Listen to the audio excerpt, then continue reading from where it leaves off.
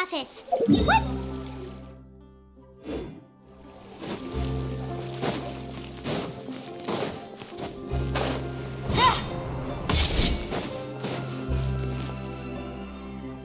Wow!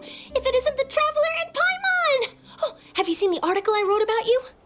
Ha! You've got some nerve! You just used us to make some quick mora! Oh, you needn't worry about that. I heard that you were in Poisson some time back, so I sent you a letter to discuss just that. It appears you didn't receive it, though. It's all right, though. I've set aside the amount intended for you. I've even set the table with some food. Really? Oh, you're the best! You're almost a little too easy to win over, Paimon. If I were a journalist with ulterior motives, you'd be in trouble now, you know. Oh, Paimon knows you're not like that. Still, what brings you here all of a sudden? Were you looking for me? When Mona mentioned you, we thought of coming to see you at work. I see. It seems you've already bumped into Mona here in Fontaine. So she mentioned me? What did she say? She said that you're a real daredevil of a journalist. Nice.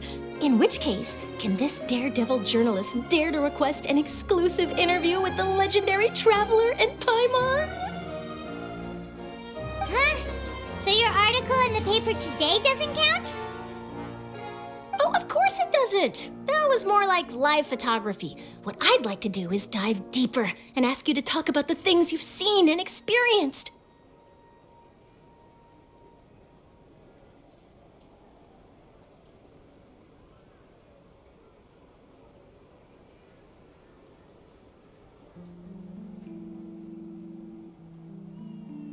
Yeah, are we even qualified enough?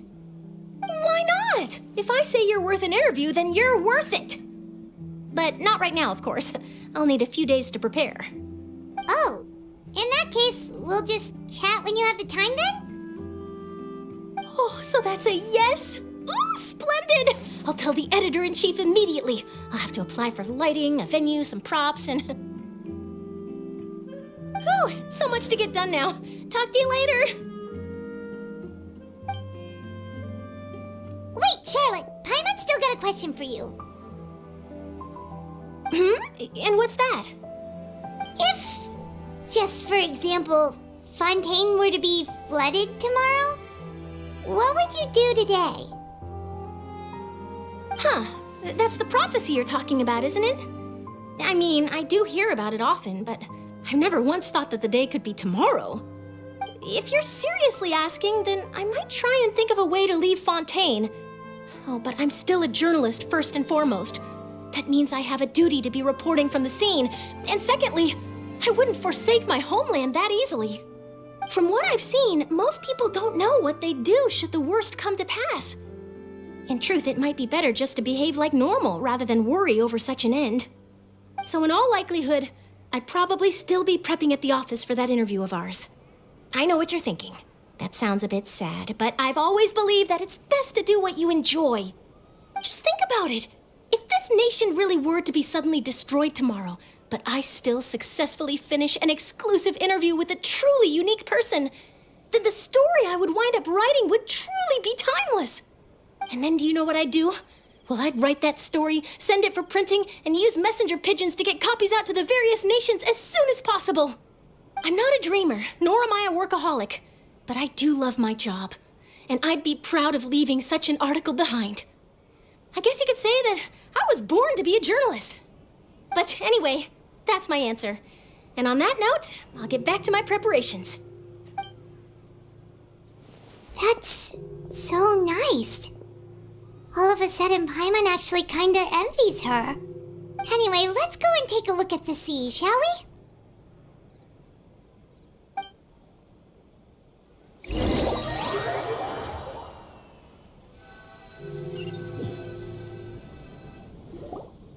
The sea breeze and scenery can be a pretty soothing combo, huh? Paimon's been thinking. If it wasn't Fontaine, but all of Tevat that would be destroyed tomorrow, Where would we go and what would we do?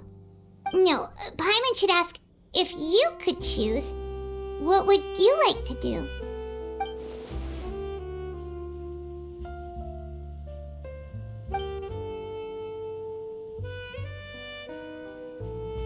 We've always been moving to the next destination, so we haven't spent much time thinking about these kinds of things. We didn't have to either, with us always being on the road and whatnot.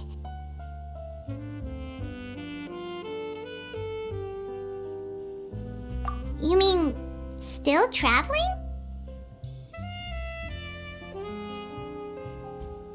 Huh. Wait, isn't that what we've always been doing?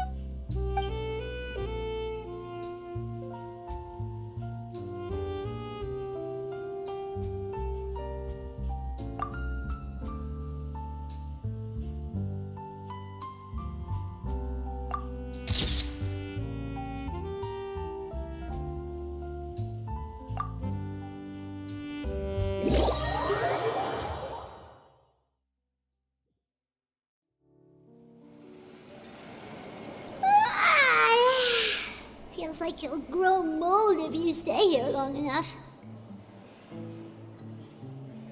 But it's still better than the Fortress of Mirapede, that's for sure. It's not only damp there, but salty too. Ah, so the two of you are still here. Wonderful. Oh, you're from the Palais Mermonia, aren't you? Yes, I'm Isadora. Monsieur Nervillat sent me to look for you two before. I heard that afterward you went to the Fortress of Meropide.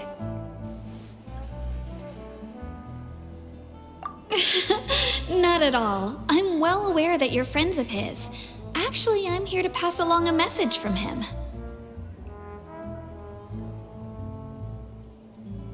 Yes, inside the Opera House.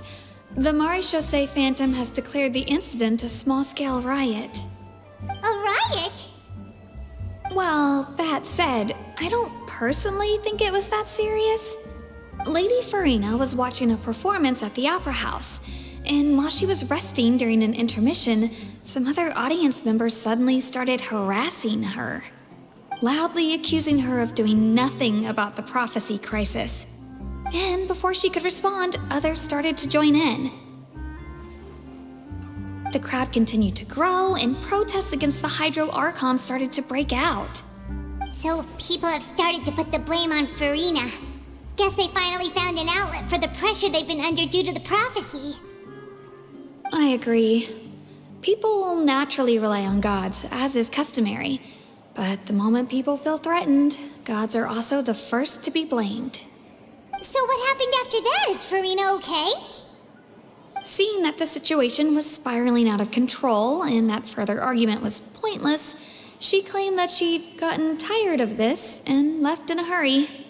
The Maréchaussée Phantom had their hands full maintaining order and did not catch where Lady Farina had gone. Only when things had stabilized did we realize that she had gone missing. So, you mean she's still missing? That's right. The Maréchaussée has dispatched many people to search for her, but we don't have any leads yet. That said, I don't think there's much to worry about. She is a god after all. Even if she were to fall into the hands of rioters, what could ordinary people do to her? Good.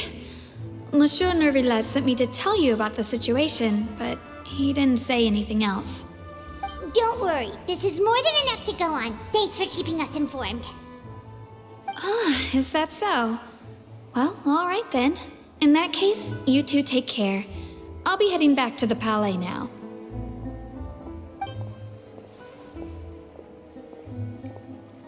Well, sounds like we should hurry over to Poisson then. If we know Farina, she won't try to fix things in this situation. Instead, she'll look for a place to wait out the heat. And, as we also know, she may be loud and dramatic, but she doesn't have a heart of stone.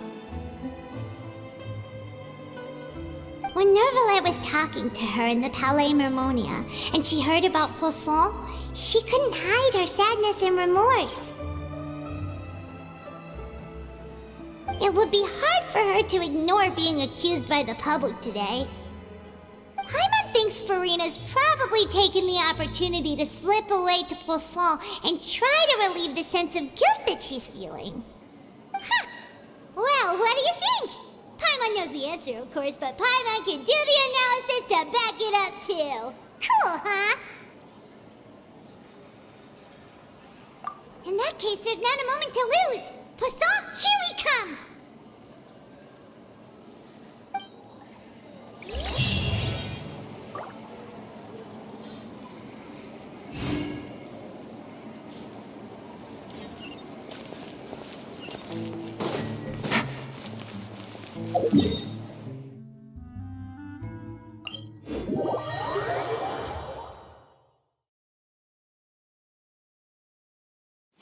This place looks deserted.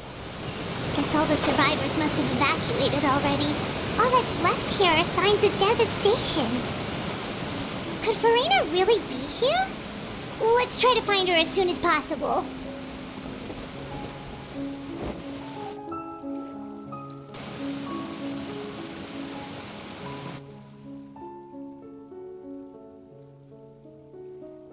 Ah, that's Furina, right over there! She really is here all on her own.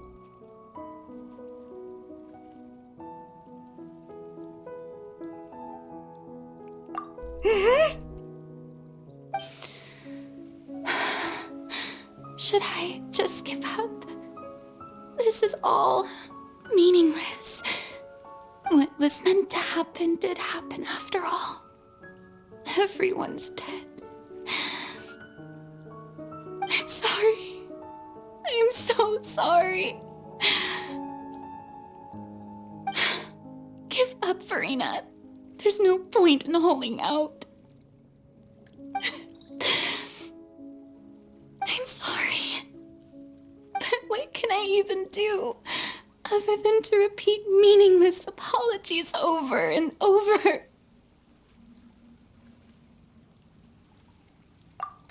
Who's that? Don't worry, Furina, it's just us.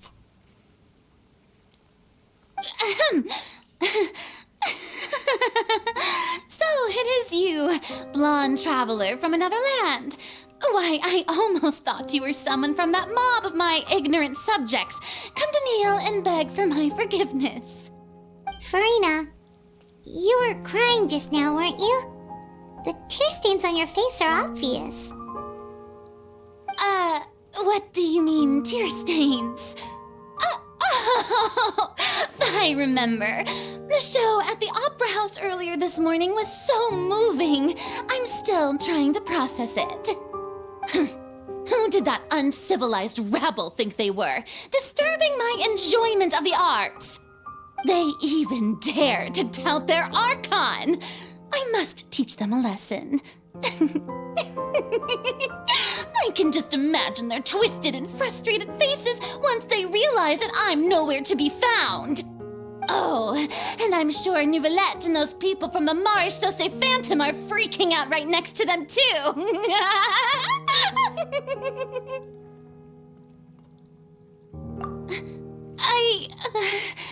Of course not. Hey, there she is! The Hydro Archon's over there! Quick, after her! Furina, those people seem to be after you. They are? They're just some rabid fans who want to cut the line because they haven't been able to meet me in person, aren't they? That's against the rules. I can't let them get their way. Furina just ran off. Quick, we have to catch up with her.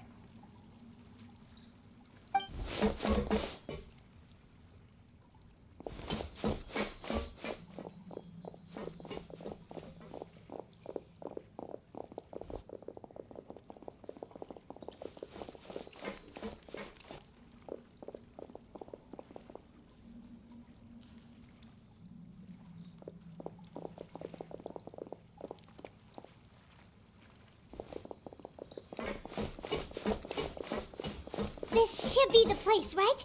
Hey, Furina!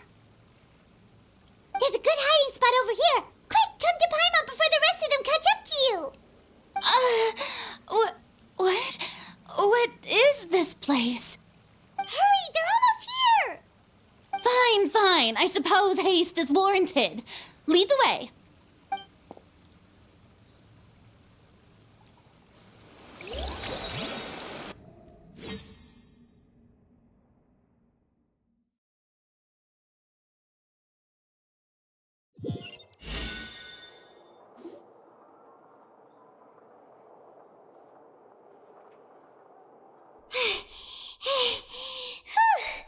Paimon's exhausted.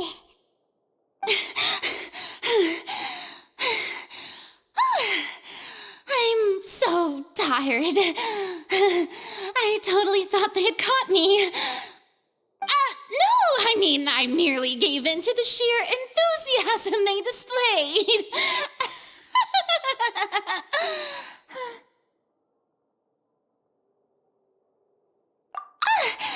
You're right. Yep, that's a good girl.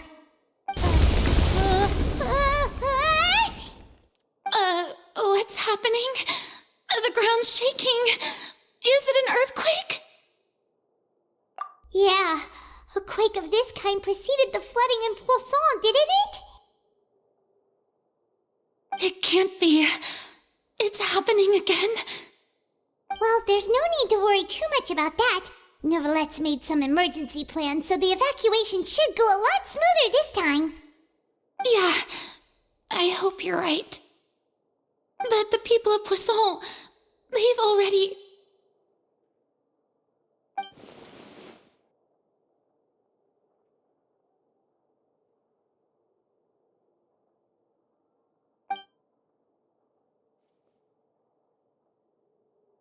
It's true. I've been investigating the prophecy for hundreds of years. I once had informants all over Tevat, searching for clues and feeding information back to me. I've tried all kinds of ways, too, to hold back the sea. Anything to keep the coastline from advancing. But all my efforts proved to be futile in the end. Really, the truth has been clear to me for a very long time. We cannot make an enemy of the divine. No matter what we do, the will of the heavenly principles will have its way, and the prophecy shall be fulfilled. Give up. I do love the sound of that phrase. It would mean finally coming to terms with fate, but also for me to finally be free. Indeed, I've thought about giving up so many times, especially after we almost lost Poisson. Fate is really unreasonable, isn't it? It has no heart and obeys no rules. The prophecy has only just started to come true, and so many people have already lost their lives. But just now, it all became clear to me. I still don't have the right to come to terms with fate on behalf of everyone else. As long as the final moment hasn't come, it's still not too late.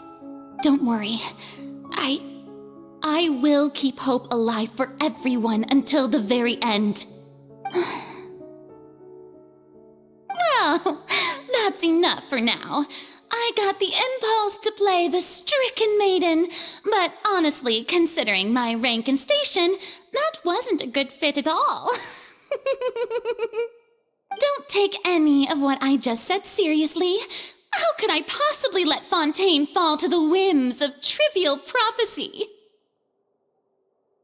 Come on! Paimon could have sworn you were actually being honest just now.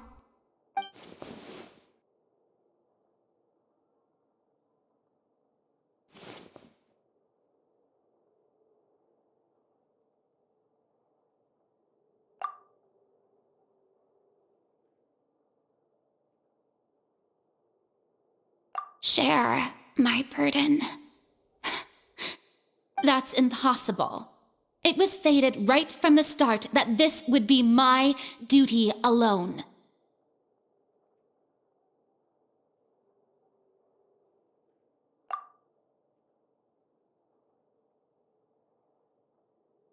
A witness. Yes. yes. I've heard that you came to Tevat from beyond the stars, yes. In other words, you never belonged here. And if Tevat is, in its entirety, a show on a stage, then you're just a spectator, aren't you? If that's the case...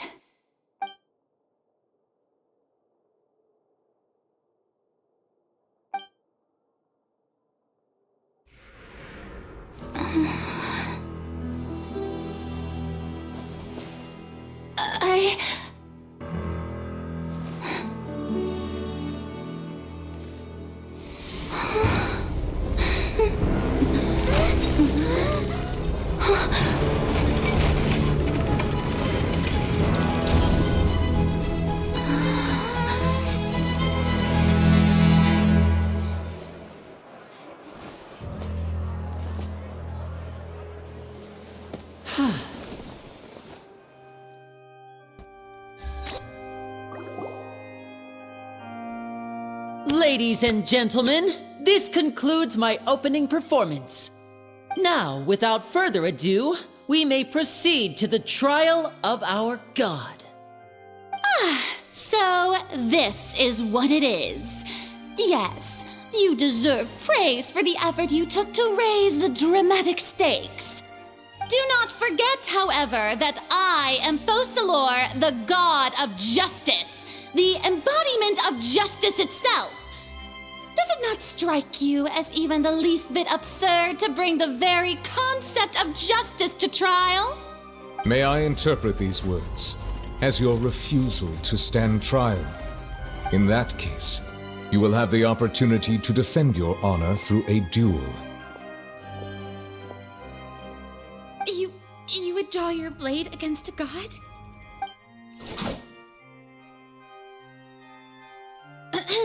I see. It seems like you have made up your mind.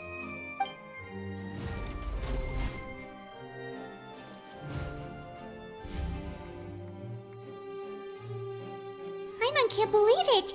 She just surrendered. What the heck is going on? Did I just see an Archon surrender to a human?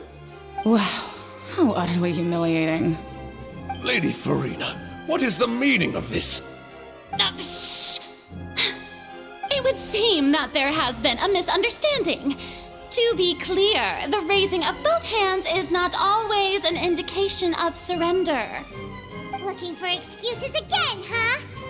I raised my hands just now to indicate my acceptance of the trial. No duel shall be necessary. I will admit that I've been running away for a long time. I'm sorry, everyone. I was unable to protect the people of Poisson. It is my duty to stand trial for my crimes. You are not the only ones to be disappointed in me. I, too, am exceedingly disappointed in myself. But now, it is time for the IArchon to show you her courage and resolve. I, Farina, will use this trial to show the world the true meaning of justice! This time, I will protect you. Applaud and rejoice! One of the most outrageous and fantastical arcs known to the opera epiclese is now unfolding before your eyes. Mark my words, this shall be one of the most exhilarating and brilliant shows ever to grace the stage of Fontaine! The trial of the IArchon, Focalor, will now begin! Woohoo! Oh, now we're making history. Why does it feel like Farina just took over the whole thing? Like, come on! Didn't she just get forced to stand trial for her crimes? Also, even though she's still acting super dramatic, she is taking this seriously this time, right? All right, then. Who will be my opponent in this trial? The court asks the prosecutor to please take the stand. Is that so? Very well.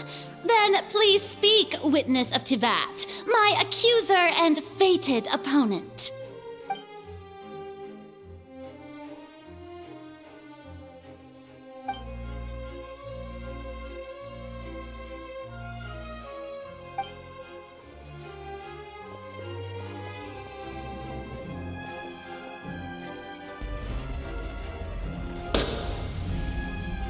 Also, please allow me to ask, as a final question before the trial begins.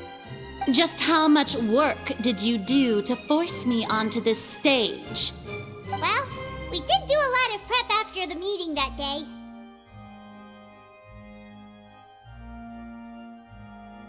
I can go over the tasks assigned to the Spina di Rosula, since they were rather straightforward and easy. Navia, the president of the Spina di Rosula.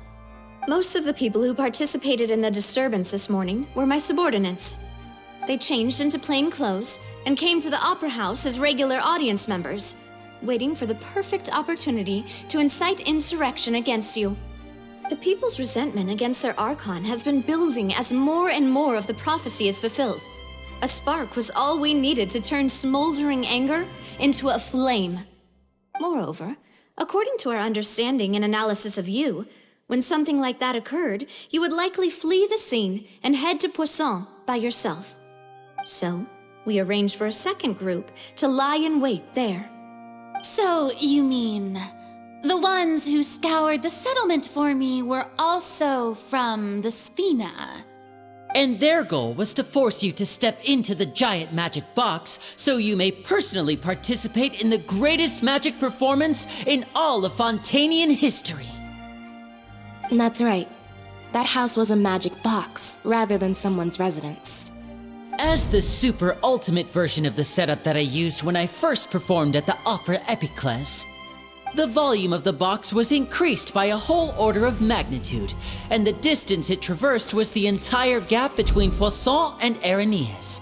Its cargo, of course, was an Archon instead of a human. My thanks, Farina.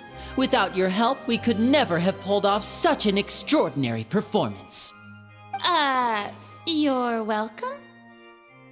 Of course, this performance was only made possible with Father's support. The House of the Hearth spent a massive amount of labor in Mora to pull this off. We had to select a location, construct the giant magic box, dig a tunnel, and open up a path through the water. It was a lot of work for all of us. So, in other words, the earthquake that we felt within the giant magic box was just a normal tremor from the transportation of the whole house? That's right. It wasn't a sign of another disaster to come.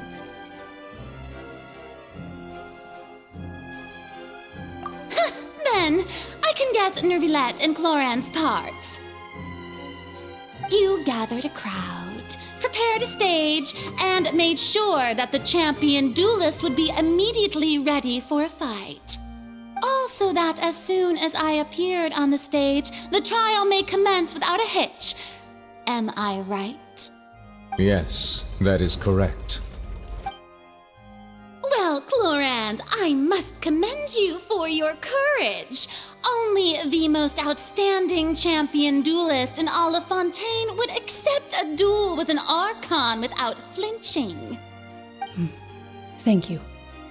As for you, Traveler, I suppose your role was to keep me distracted with conversation once you found me in Poisson. You'd make sure that I didn't notice anything amiss before revealing yourself as my prosecutor once we'd arrived onto the stage. Oh?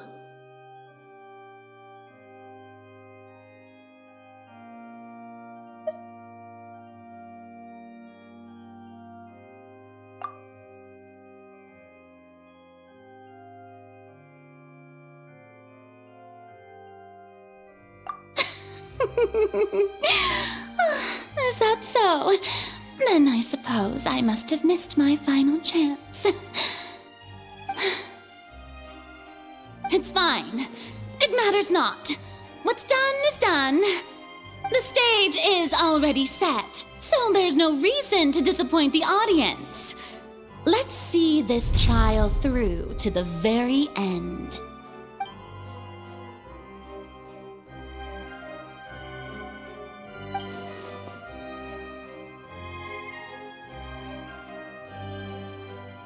Madam Prosecutor, please allow me to pass this along.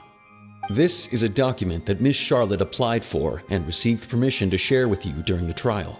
According to her, it should speed up the proceedings. Huh? Charlotte wanted to give us something? Oh, so she's here too! Hey, Charlotte! Oh, let Paimon see.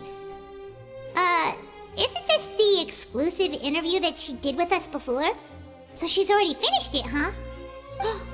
Wait, then that means this document is a perfect timeline of everything that's happened ever since we stepped foot in Fontaine!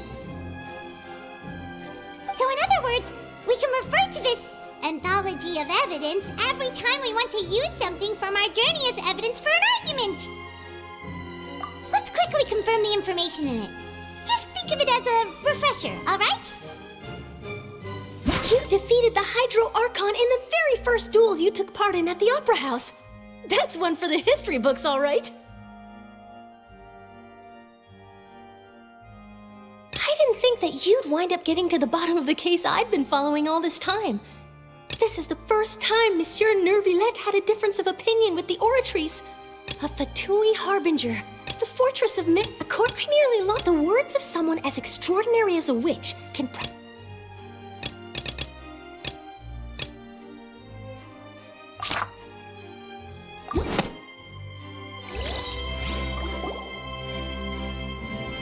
The prosecution and the defense are both in position. The trial shall now begin. Oh, come on, Neuvillette. There's no need to repeat all the unimportant legalese. Just fast forward to the part where the prosecution lays out my offenses. As the defendant and the lead actress of this performance, I still haven't even been informed of my supposed guilt in all of this. Of course, it is only natural for humans to struggle to understand the actions of a god. However, you will need more than that to convict me of a crime. That's true, but my charge here is unrelated to your conduct as an Archon. Instead, I would like to charge you as a fraud who's never been the Archon in the first place.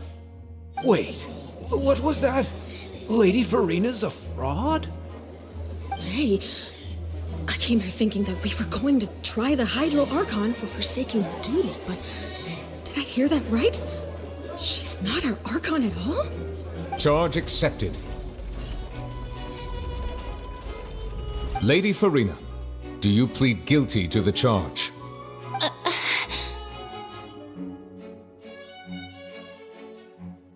Lady Farina. I plead not guilty. How can I be guilty? There is no way that I, Fauchelor, otherwise known as Farina de Fontaine, a member of the Seven and the Regina of all waters, kindreds, peoples, and laws of Fontaine, could be anything other than your true Archon. Yeah, even though Lady Farina can be rather eccentric, isn't it going too far to doubt her very identity? Yeah, I've never questioned her identity either. Sure, Lady Farina can be super irresponsible, but what grounds does that prosecutor have to make such a huge claim? I have cause to believe that common sense will prevail in this case. Many of the members of the audience have known me as the IArchon ever since they were born. There would be no fooling their memory. See? Even the Oratrice has decided to show me its favor.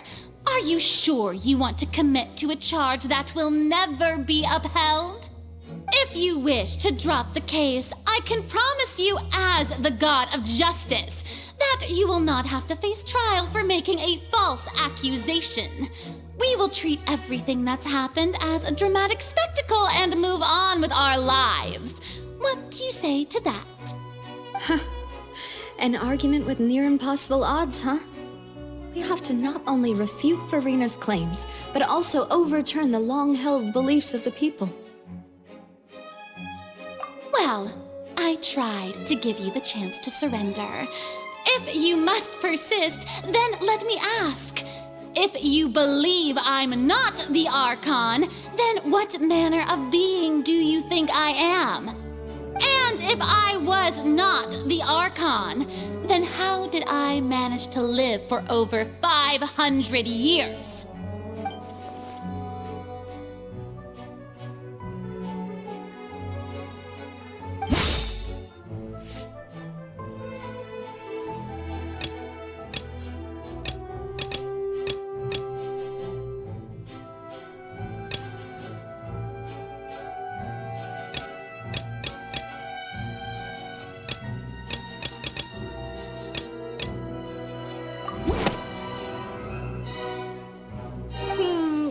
Doesn't sound right.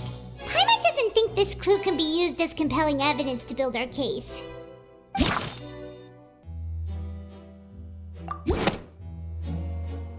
First of all, you may be a member of another long-lived race, which would allow you to naturally possess an extended lifespan. And second of all, even if that wasn't the case, there could be other ways to extend your life.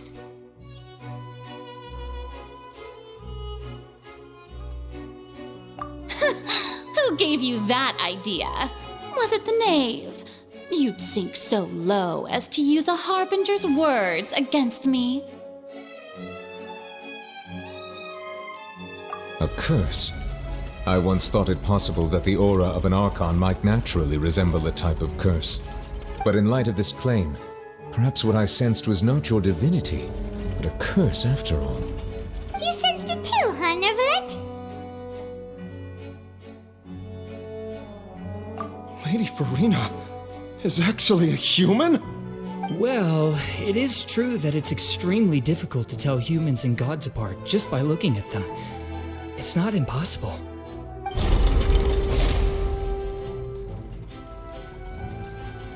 Well, don't start celebrating too early now.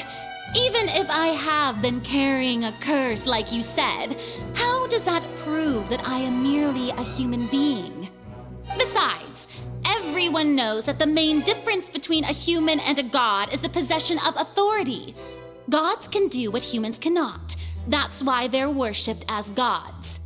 For centuries, manifestations of my authority have served the nation of Fontaine. One need only to turn their eyes towards the Oratrice Mécanique d'Analyse Cardinal in this very opera house, or consider the indemnitium that is used in every aspect of life.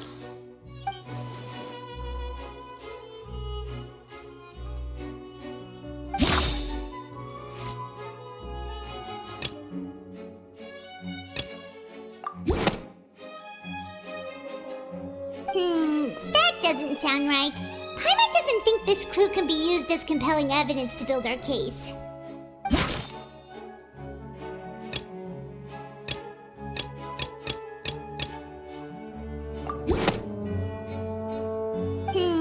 That doesn't sound right.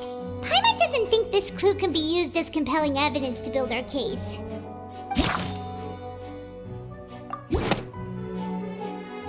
You tried to reference the Oratrice. But weren't you as confused as all the rest of us when the Oratrice declared Child to be guilty without any proof? Otherwise, you should have come up with a good explanation for that by now. Didn't I make myself clear at the time? The decisions of the gods are naturally difficult for humans to comprehend. There is no need to provide an explanation. Lady Farina, I believe a reminder of your current circumstances is in order. While the court is in session, the principles of justice and the law must come before all else. While you are an Archon, you are also first and foremost the defendant in this trial. You will prove yourself unable to defend against the prosecution's charges if you continue to withhold vital information against the rules of the court. I never thought you'd use that kind of rhetoric against me. That was no trick of rhetoric, Lady Farina. I've merely reiterated the rules of the court. Rules that all should respect and follow. So, you neither knew why Child was declared guilty, Nor did you understand the structure and operations of the Oratrice. Instead of having been created by you, the manifestations of authority you mentioned have been made by the real Hydro Archon, haven't they? The real Hydro Archon? Well, now you're really losing me. It is true that I did not know why the Oratrice gave out a guilty verdict that day. But the Oratrice handed out that verdict unilaterally, and it has been operating independently ever since it was first created. You can't argue that just because a divine creation is flawed, that the god behind it must also be no god at all. She's still throwing out all kinds of excuses. Seems like she's confident that we won't be able to produce proof that she has no power over the Oratrice. My power as an Archon. There are many ordinary citizens in the audience. How can I just carelessly demonstrate the formidable power of an Archon? If that poses a concern, I'm prepared to extend my protection to the audience. You don't need to go that far.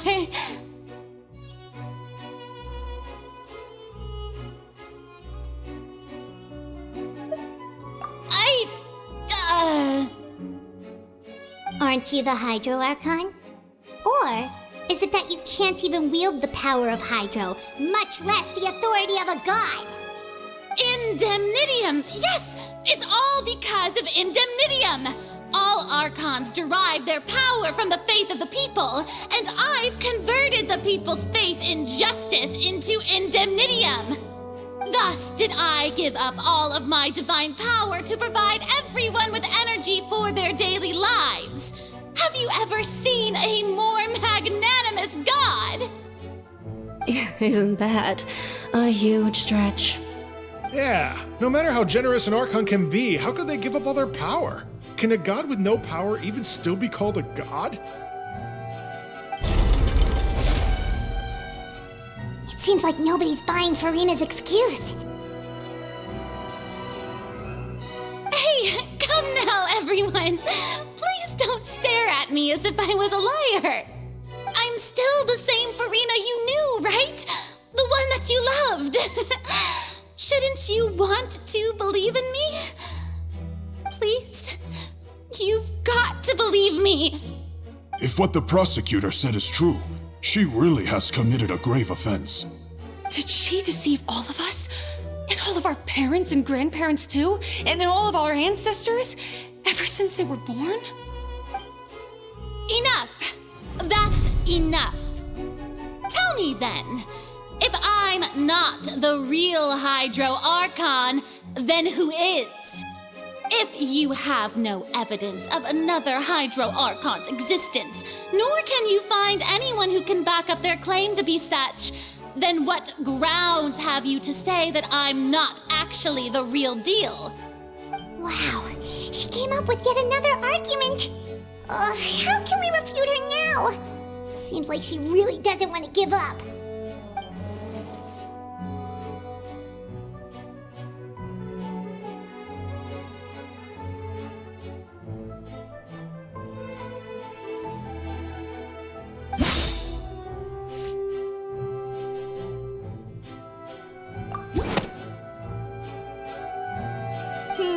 That doesn't sound right. Paimon doesn't think this clue can be used as compelling evidence to build our case.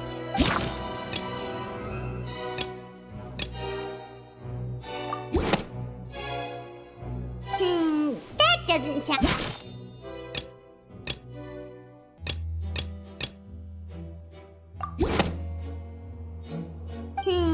that doesn't sound right. Paimon...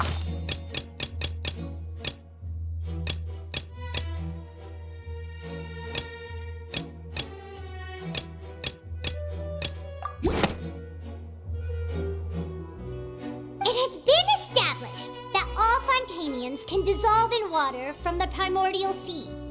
And that means... Since you insist on claiming to be a god and not a human, then there's a method that you can use right here and now to eliminate all suspicions of you being the latter. Miss Navia, Please apply to serve as a temporary attorney for the prosecution before addressing the court. Though you act in partnership with the prosecutor, you must still adhere to proper procedure. Super sorry, Monsieur Chief Justice. I swear this really will be the last time that I'll speak out of turn. Now, I've brought some seawater from Poisson. As everyone knows, a massive flood struck the area not long ago, taking many lives, including those of some of my closest friends. So, Miss Farina, would you dare to touch some of this seawater? If we are to believe that you are indeed the real IArchon, touching this seawater would have no effect on you. All it should do is strengthen your case. But if you don't dare to touch it, then we would have basically proved the reverse. Oh, and I must remind you that after the disaster at Poisson, nobody wants to see any more people dissolve. I do hope you'll act prudently and choose the simpler path of admitting guilt. Navia from the Spina di Rasula. The Spina has governed Poisson for many years. I guess her suggestion is valid. If Lady Farina is indeed just a human, she's probably Fontanian like all the rest of us. Would she really dare to try?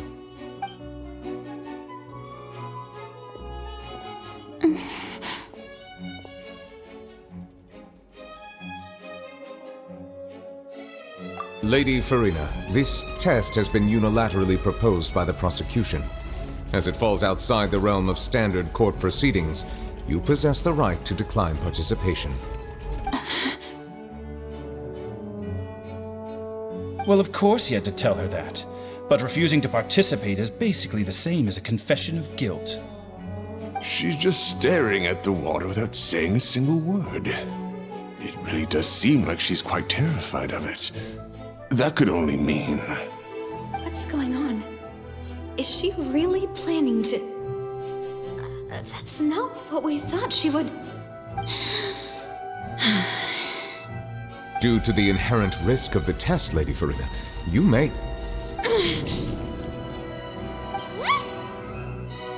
Hey!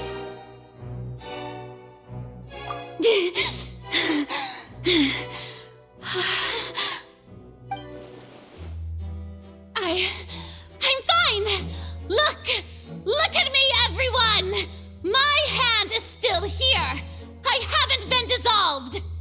Will you believe me now? I really am your Archon! I'm nothing like a normal human who would fall apart as soon as they touch this water! Really, was this not the most obvious thing in the world? Miss Siegewing? If you're present, Miss Siegewing, please come forward and attend to the defendant. Siegewing? Don't be nervous. It'll just take a few seconds. Let me see. That should be enough. Please announce the results of your evaluation to the court, Miss Siegewing. As everyone doubtlessly saw, Miss Farina was displaying symptoms of hyperventilation and flushed skin. These indicate that she was experiencing the adverse effects of exposure to primordial seawater. The extent to which she was affected is the same as other humans when exposed to primordial seawater of a similar concentration. Thank you, Miss Siegewing. Lady Farina, you may return to the defendant's stand. Oh wait, what did she just say? I didn't get dissolved! Shouldn't that be enough to prove my innocence? Well, considering your tendency to run from your problems, we did originally prepare a direct sample of the seawater around Poisson. However, after extensive discussion, we exchanged it for a sample that is not concentrated enough to dissolve an actual human. After all, on the off chance that something entirely unexpected might occur, we don't want anyone else to lose their life to the sea. Yeah, so out of regard for Farina's life, you secured a low-concentration sample and asked the head nurse to serve as an expert witness. It's a great thing that the direct sample wasn't actually used. Farina could have... I can't believe... You...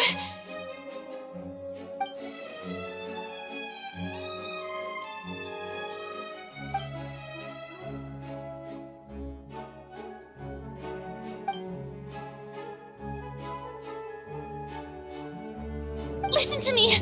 Listen to me, everyone! Please don't give me such cold and disdainful looks! What happened just now didn't prove a single thing! Think about it! How can you conclusively prove that an Archon can't also be affected by the primordial seawater? Also, if I was really just a human, why would I dare to just put my hand in that kind of water?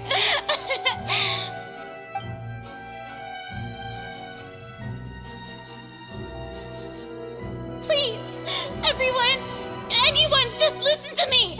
I swear, I really am your Archon!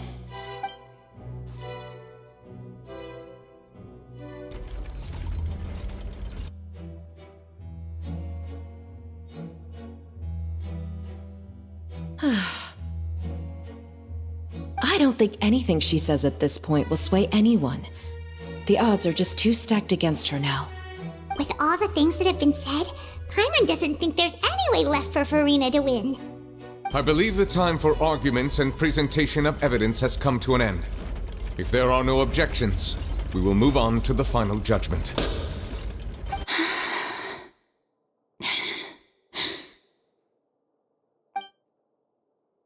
I don't think anything she says at this point will sway anyone. She's too stacked against her now.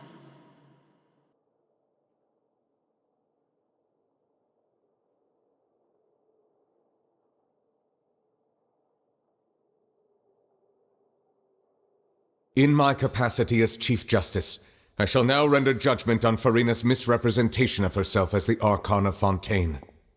As a human who knowingly deceived her fellow citizens, Furina is guilty.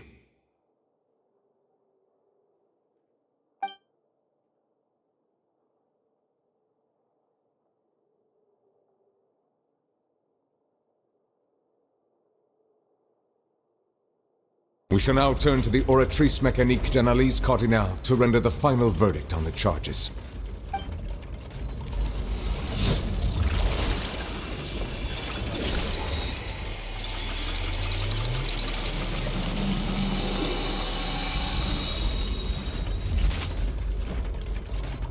According to the judgment of the Oratrice Mécanique d'Analyse Cardinale, Furina is... Well, what's wrong? What's the Oratrice's verdict? No, the Oratrice also displays a guilty verdict. Isn't that correct then? However, the exact wording of the verdict is thus: the Hydro Archon, guilty, to be punished via the death sentence. The death sentence? That's actually one of the available sentences? I've always thought that it was just a myth. The one and only time the death sentence has been handed out at the court, and it's been given to the very person we've worshipped as the god of justice? What an unexpected twist. Furina's been sentenced to death by the Oratrice? We just wanted to use the trial to show her the seriousness of things so she'd tell us the truth. How did things escalate this quickly? This outcome is indeed quite strange. According to Fontaine's current definitions of justice, as well as its recommendations for criminal sentences, is this sentence really appropriate for the crimes that have been committed? Yeah! Even Vacher wasn't sentenced to death by the Oratrice. You know, the real evil mastermind behind the serial disappearances case. Indeed. Not only is Furina's sentence overly excessive, the very point of our trial today was also to prove that Furina has never been the Hydro Archon in the first place. But now, the Oratrice seems to have deliberately invoked the title of the Hydro Archon. What does this mean?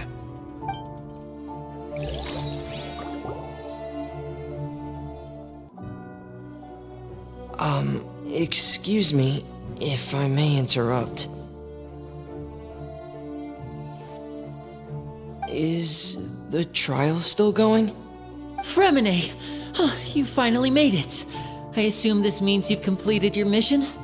Mm-hmm. Any mission Father assigns to me will always be top priority.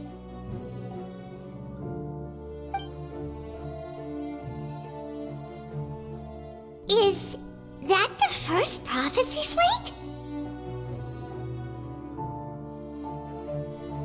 Huh. So the knave privately arranged for Fremenade to try and find the missing slate. I looked everywhere and finally found it at the bottom of the sea. It took me a long time to get around some dangerous stretches of water. But has the trial already concluded? Then doesn't that mean I've come too late? Oh no. Father will be disappointed in me. Thank you for your hard work, Mr. Fremenade. Please allow me to review the record left on the slate. Traveler, I believe that you have already seen the other existing slates, and would like you to come here and confirm their contents.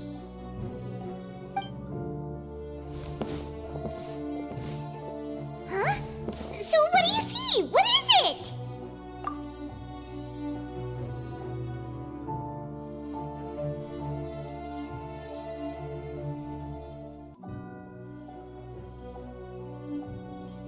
I believe I have now made sense of the IArchon's crime. It has to do with Fontaine's lost history. Huh? Isn't the IArchon just guilty of deceiving her people? Oh, wait, no, that's Farina, and we've already proven that she's not the IArchon.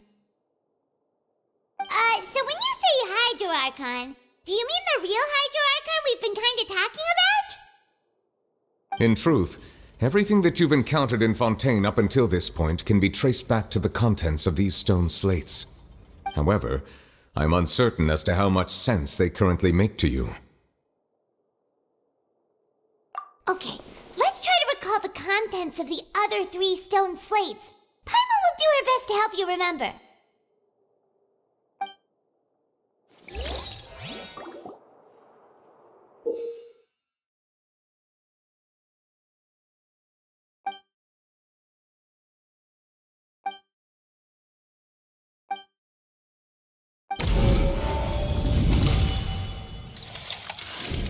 The first stone slate describes what you just said. It seems to show the previous IArchon using her divine power, and then the Oceanids turn into humans. Does that mean that Fontanians are transformed Oceanids? Oh, Paimon wasn't expecting that. But if Oceanids can turn into humans, then perhaps this process can be reversed as well. The second stone slate shows Celestia floating in the sky, and the IArchon and her people worshipping it together. But the heavens still brought judgment down upon them. This must be the point when the IArchon and the Fontanians were branded with their original sin. Does this mean that the original sin and the IArchon sin are the same thing? The third slate shows the IArchon sinking into the sea surrounded by many people. That reminds Paimon, didn't we also watch that happen to someone else? Well, the fourth slate is the prophecy the Fontanians have been talking about. People dissolving into the sea, the IArchon crying on her throne, and so on. We didn't believe that such a crazy disaster could happen at first, did we? But after that incident, it was just a question of when and not if.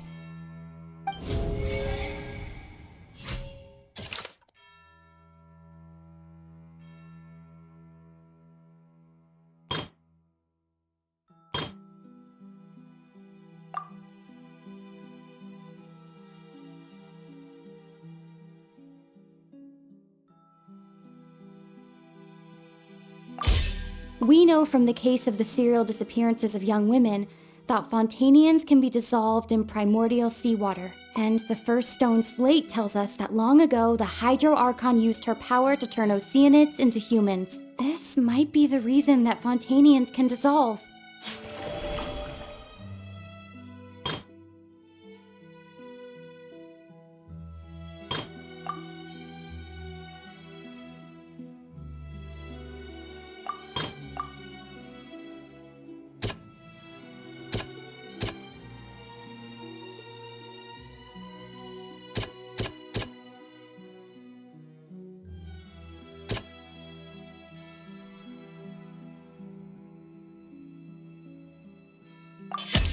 Perhaps what is about to take place has all happened before. The true sin of the IArchon that Nervilette mentioned, and the original sin cast down on the people of Fontaine by Celestia as recorded on the stone slates.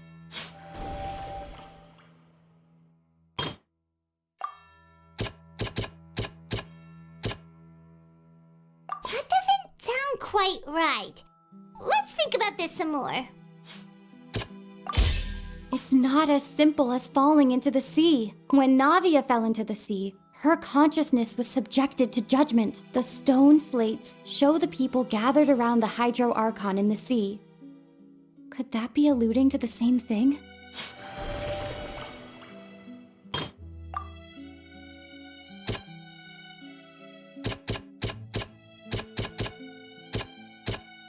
That doesn't sound quite right.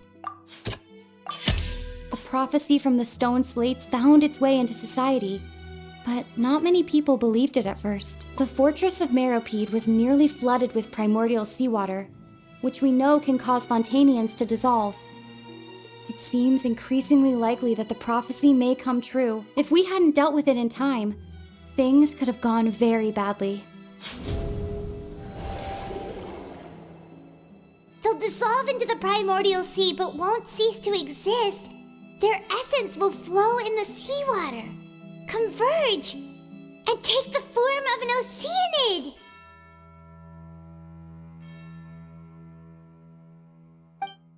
The IArchon was sentenced to death in court, shocking everyone present. Perhaps this means that her sin was actually Fontaine's original sin. Navia fell into the water inside those ruins, and she nearly dissolved. She was surrounded by the people of Poisson in a court within her consciousness, and was forced to take part in a trial meant to make her stay. The eruption of the primordial sea at the fortress of Meropide was the surest sign that the prophecy was about to come to pass no matter what. The prophecy's contents can all be verified by recent events. If we combine what we know together, loads of truths should come to light.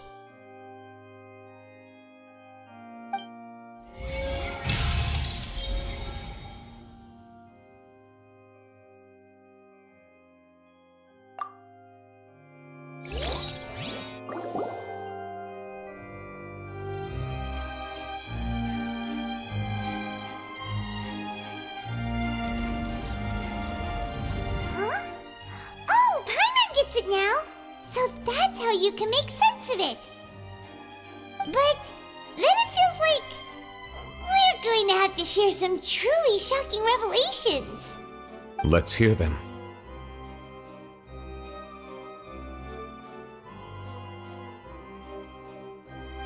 Incredible! Linny, did you hear that? We're not real humans. All Fontainians were originally created by the late previous IArchon, with oceanids as their basis. The evidence for that can be found in how only Fontainians could dissolve in primordial seawater, and how all the girls Vacher dissolved were also turned into oceanids. Oh, and according to Navia, when she was about to get dissolved, she also saw everyone gathered around for a trial, all of them in the shape of oceanids. Indeed.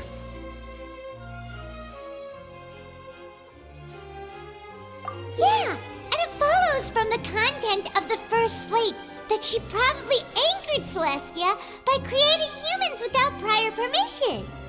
That could also explain why the Oratrice judged the IArchon to be guilty. It's to account for that ancient sin.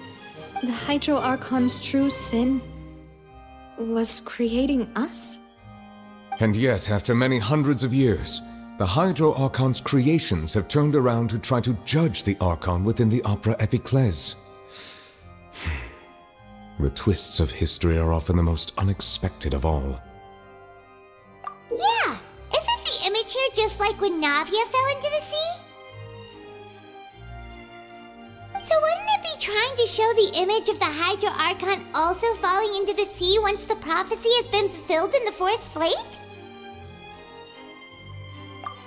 And the people will all be dissolved into the waters, and only the IArchon will remain weeping on her throne. Only then will the sins of the people of Fontaine be washed away. Did Paimon get all that right? You've made some keen deductions. I must say, given how much you still don't know, it is impressive that you've already managed to connect so many pieces of the truth. However, while you were able to decode all the information on the slates, they've also been etched with an additional layer of hidden information using a different power source. When we were at the ruins, I tried to decipher the hidden information recorded in the slates. But since we only had 3 slates at the time, I was unable to come to a full conclusion. Now that the slate collection is complete, I shall make another attempt to decipher the narrative recorded within. If everything goes well, we should finally be informed of the unadulterated truth.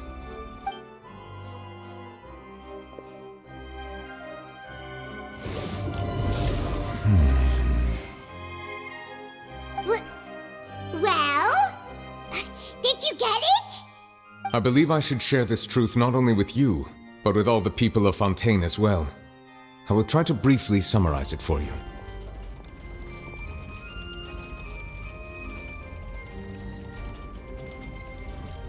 Your hypotheses regarding the origin of Fontainians and the sin of the IArchon were both correct. In the Fontaine of old, the previous IArchon sensed the yearning of her Oceanid familiars for life on land.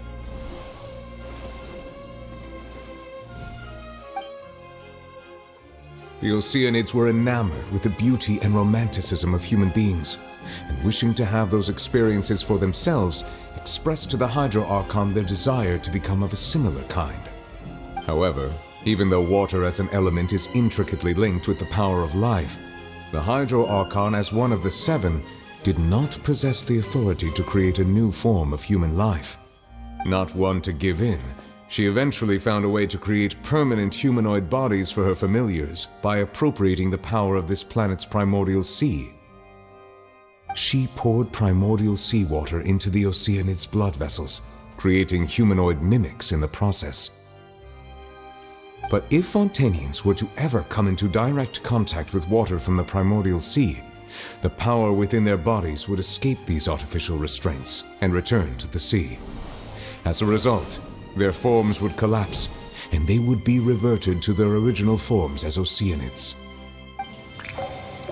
Of course, the IArchon never received permission from the heavenly principles to create a new human race. And thus, the IArchon and all of her creations came to shoulder the original sin of appropriating the power of the primordial sea. That is the true history of how the people of Fontaine first came into being. So we were all Oceanids before we turned into human beings? That's way too much information for me.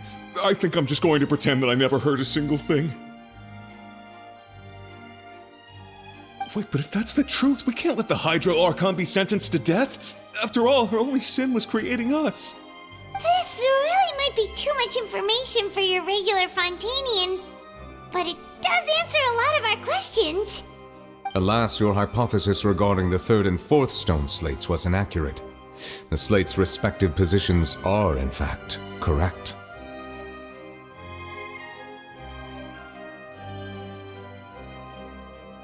A key point of the visual on the 3rd slate is how all the individuals depicted in the water are humans rather than Oceanids. They have not been dissolved, which implies that the water depicted in this slate is not water from the primordial sea.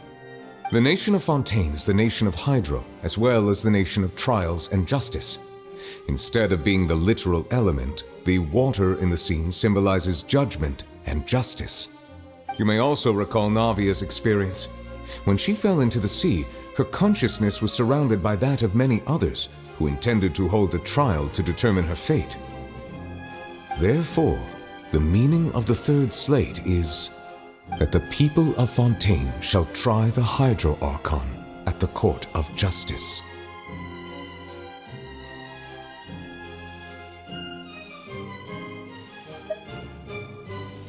Yes, it refers to our present situation. I think I'm following now.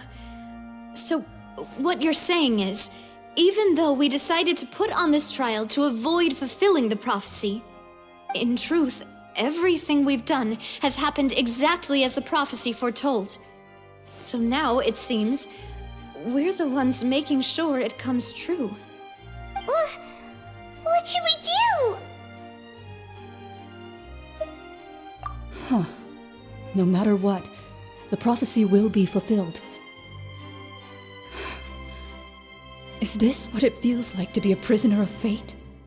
If that's the case, does that mean the scene in the fourth slate will also be fulfilled soon? Traveler, I would like to point out another small fallacy in your deductions. About the fourth slate, you probably thought that the eruption of primordial seawater beneath the fortress of Meripede served as the surest sign that the prophecy was about to come to pass, yes? However, I believe that rather than being a sure sign, that eruption could in fact only be a small warning of something far worse to come. As for the root cause of the catastrophe, I believe you've already encountered it once before.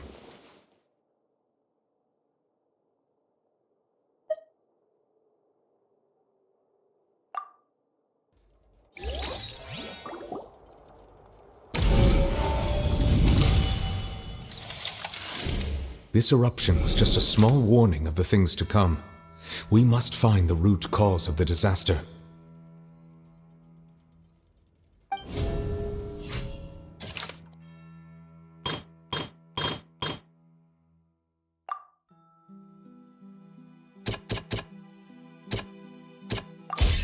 It was both dream and reality.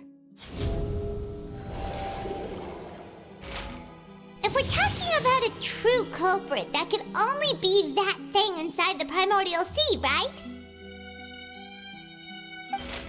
The truth, the original sin, the trial, and the root cause of the disaster.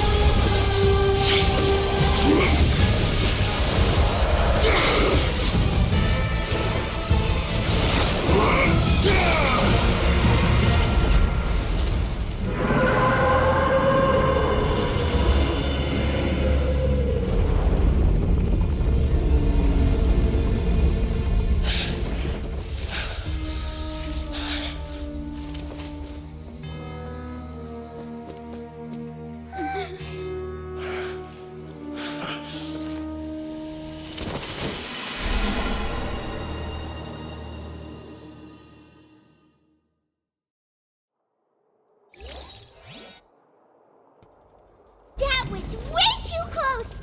How did that thing just burst into the Opera House? Wait, was that the huge whale you saw in your dream?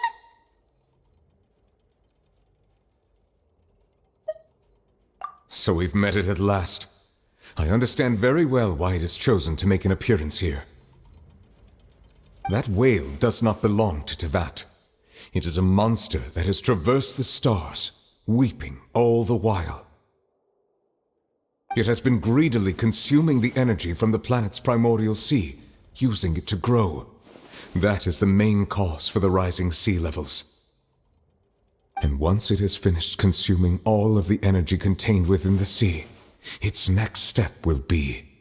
You said that when the IArchon first created Fontanians out of Oceanids, she filled their blood vessels with primordial seawater. Precisely. That wail finds the blood of Fontanians nigh impossible to resist.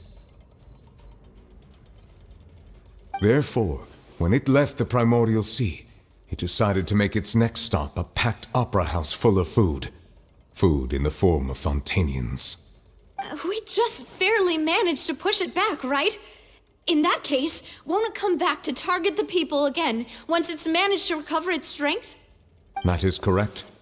Indeed, it is more accurate to say that we should thank that Harbinger for buying us some time. Without him, the whale would have likely come onto land far sooner.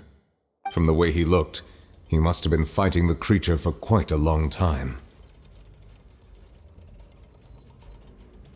That battle maniac. We've always known that he had a special connection with that whale, but we definitely didn't expect it to help us out like this. Anyway, now that we know that this whale is the actual cause of the disaster recorded in the prophecy, all we need to do to stop the prophecy would be to find a way to beat it up, right? It is too late. It had already absorbed too much of the Primordial Sea's energy before we could notice it. At this point, it has become practically integrated with the sea itself. Even if the entirety of Tevat were to be destroyed, it could still survive and swim off towards some other world. That's not something I will accept. We've already done everything we can, and we even found the true culprit. We've come so far. You can't just tell me that the last hurdle is some impossible foe. That's just not fair. Indeed, that's not how a grand performance should end. I'll fight it to the end, no matter what. So the prophecy will be fulfilled no matter what, huh?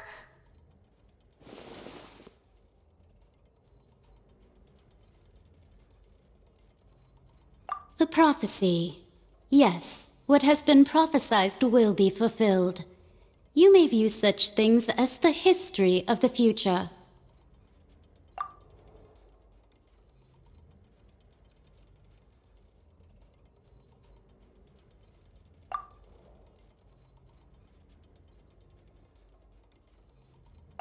Just as prophecies are usually only the future as seen from the perspectives of the gods, could things be happening in hidden corners where the god's gaze does not fall? Ultimately, fate shall serve as your only guide, no matter what will happen in Tevat's future. All you need to do is to play your part.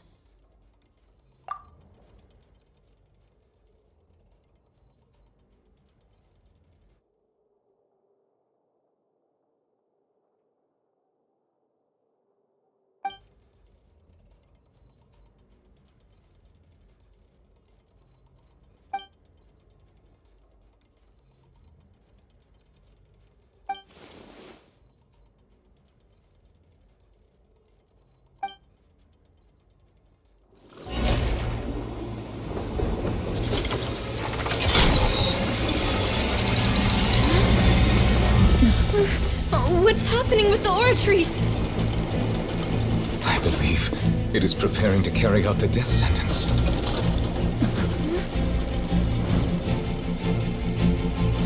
Farina!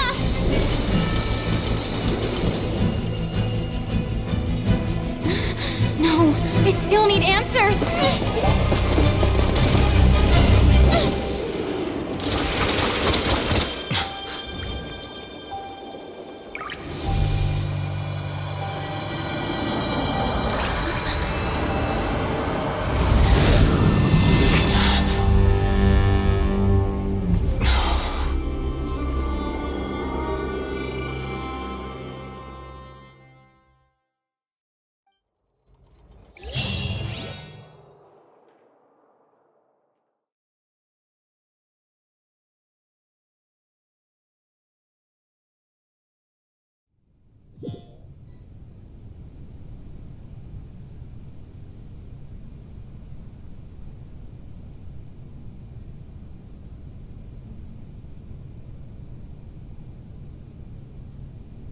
You.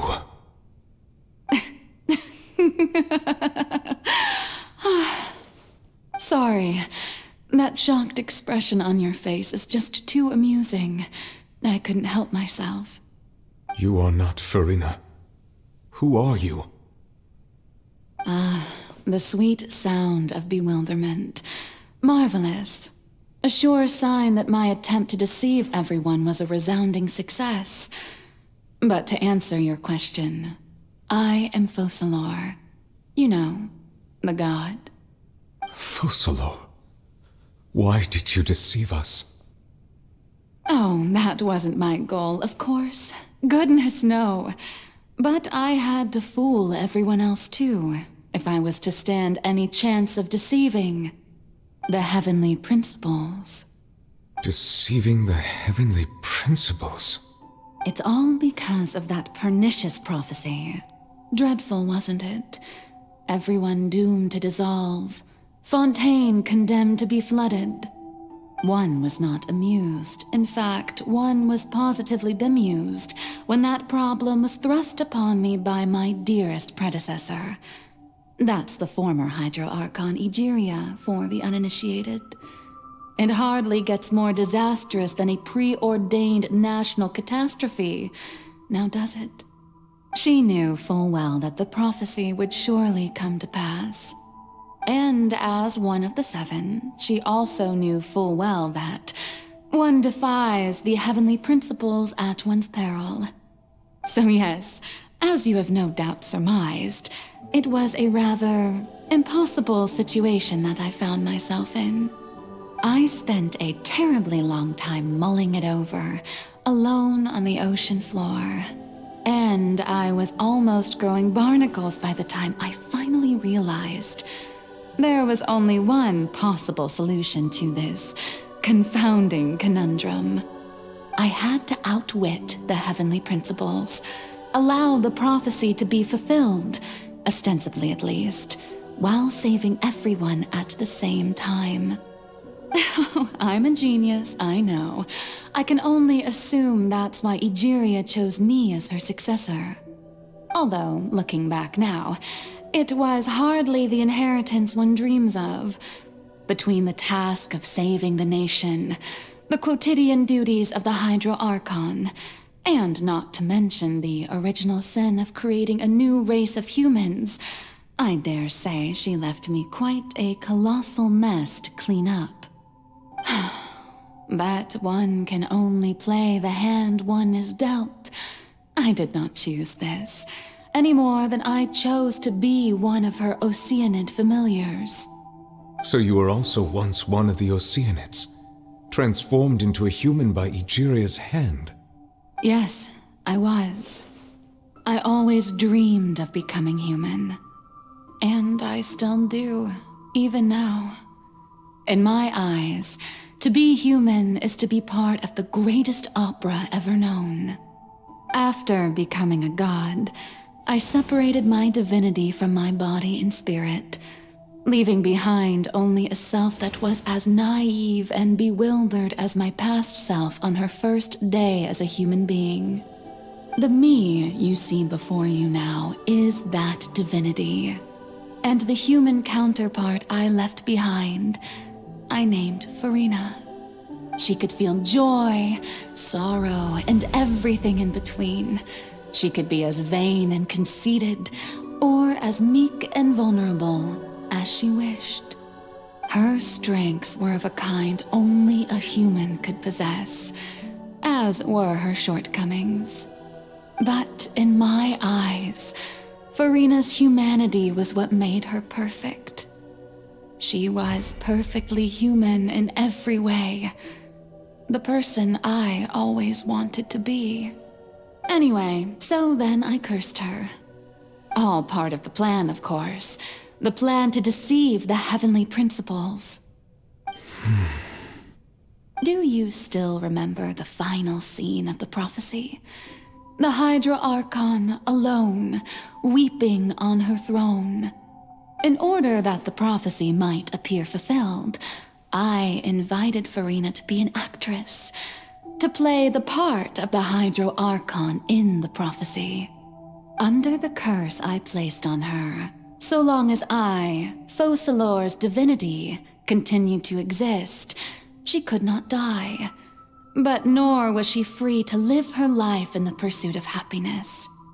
Instead, she was forced to take the stage in the opera house, to embrace the role of leading lady, to forever play the part of the god from the prophecy, all to create a deceitful appearance of that prophecy coming to pass.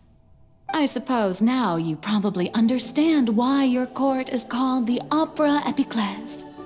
But Farina is only human, isn't she? Even though she has had a long life, her mind is no stronger than that of any other ordinary human being. I cannot begin to fathom what she has had to endure. It must have been torture for her. It has indeed.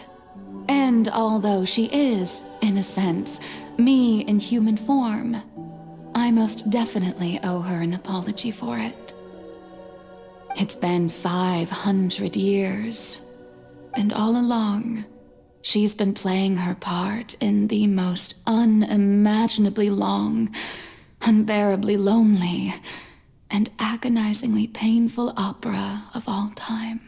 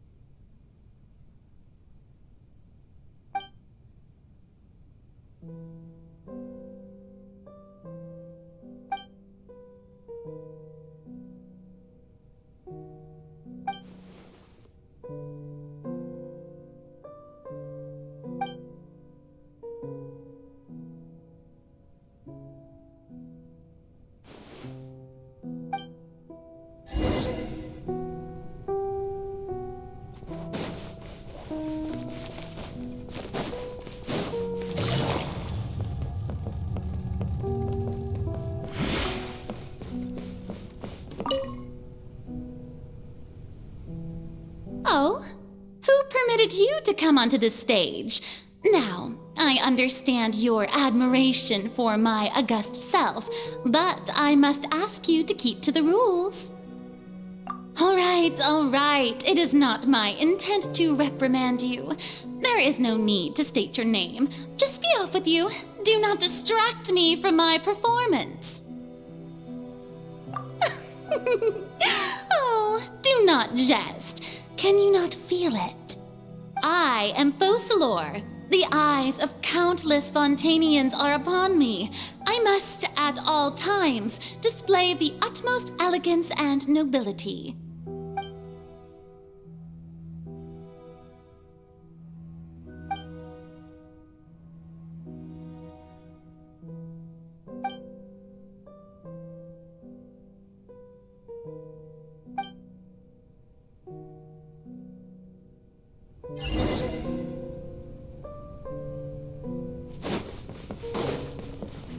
Dear audience, the performance is experiencing a technical difficulty, but worry not. The guards shall resolve it soon enough. Quietly now.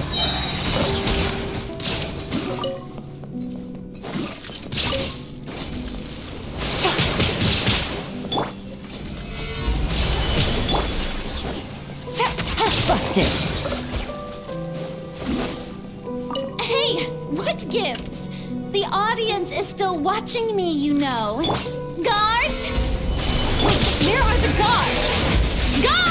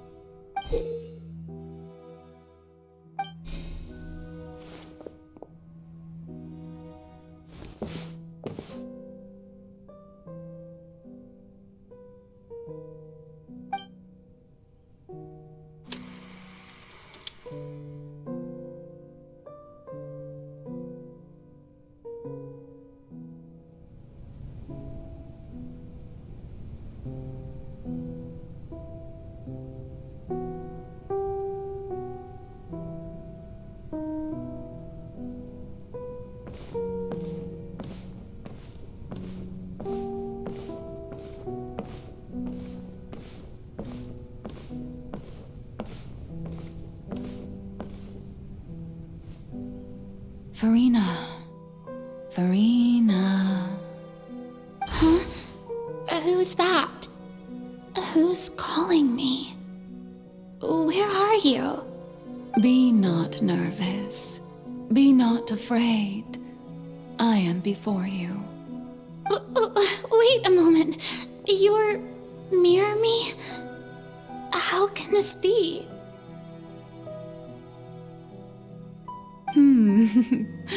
Mirror you, huh? You know what? That's not bad. Let's go with that. Mirror me. What do you wish to say? The prophecy. Have you heard of it? What prophecy? Wait. I know. I think. I don't know why, but it's in my head somehow. The people will all be dissolved into the waters, and only the IArchon will remain, weeping on her throne. Only then will the sins of the people of Fontaine be washed away. Oh, very good. You know it well. What's going on? I can't seem to remember anything clearly. The only thing I know for sure is this prophecy. Will it really come to pass? Yes, it will. And that is why I've come to you. Disaster will come to Fontaine sooner or later. Things will develop just as the prophecy declared. There is no escaping it. But doesn't that mean everyone will die? I'm a Fontainian just like them. Will I dissolve too? Oh, don't worry. Magical meetings exist in this world precisely to give people a chance to turn things around. It is the reason why you met me today. I will tell you how to save everyone, but you may have to suffer somewhat. Oh, so there's still hope after all. Goodness, you frightened me. You spoke so much and with so much certainty. As for the suffering, well, I will admit that the first thing that came to mind was, why do I have to be the one to suffer? But if the prophecy will come true, I'll also die anyway, right? So if I've already met you as my magical meeting in this world, if there were scales, with all the people of Fontaine on one side and my pain on the other, is it not obvious where the scales should tilt? You truly are the perfect human, my ideal. I suppose this would also be the justice that belongs to you. Huh? Don't worry, it's nothing. Listen well. Fontaine has just lost its IArchon. I need you to play a role, that of the new Archon. Play as a god? That's right. You must begin a never-ending masquerade. You must never let anyone suspect your identity. If you can keep it up, then I shall have my way of defying this prophecy. But should your identity be revealed, then all hope will be lost. But how will I do this? A human assuming the role of a god without being exposed? Don't worry. What you must do is not to turn yourself into a real god. You simply need to play the role of a god as humans imagine them to be. Being a human yourself, I'm sure you already know what such an entity would be like. Remember, your true challenge will not be pursuing divinity, but contending against humanity. I'm still not sure I understand, but I'll try. I'll try to do this. So, how long am I going to have to play this role? To accomplish this mission, you will have to stay on the stage for many, many years. You will endure and not grow old until your task ends. But I promise you, all will eventually end in a magnificent and dramatic trial, and everyone will be saved. A trial? Huh. How exciting. I'll be looking forward to it.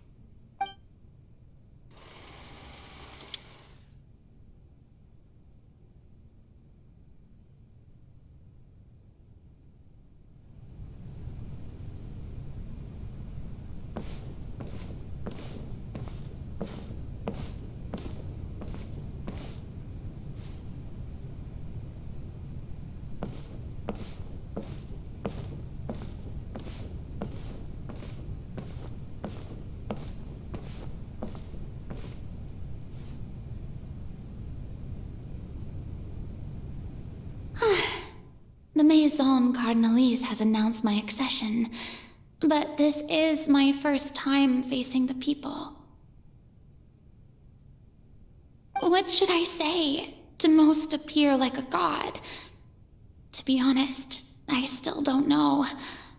Perhaps I should first try to act natural. Ladies and gentlemen, good evening, and welcome to the Opera Epiclese. I'm sure you've all heard about how I have taken on the role of IArchon. Indeed, I am Verena de Fontaine, your new Archon. In truth, I know little about becoming a nation's new god, but it will be my honor to guide you all. As the god Focalor, the god of justice, I shall do all within my power to lead you into an age of fairness and justice. Once again, thank you all for coming. If you should have any questions or suggestions, please send them to the Maison Cardinalise. The future of Fontaine will require us to work together, after all. This should do it. I thought I might stammer, but thankfully, I was able to convey my thoughts just fine. Okay, and next. That's the new IArchon. Is this some kind of joke by the Maison? I would have thought that a being that surpasses humanity would be a bit more assertive. Hey, did you hear that? She even told us to send her suggestions there at the end. Shouldn't gods be all-powerful?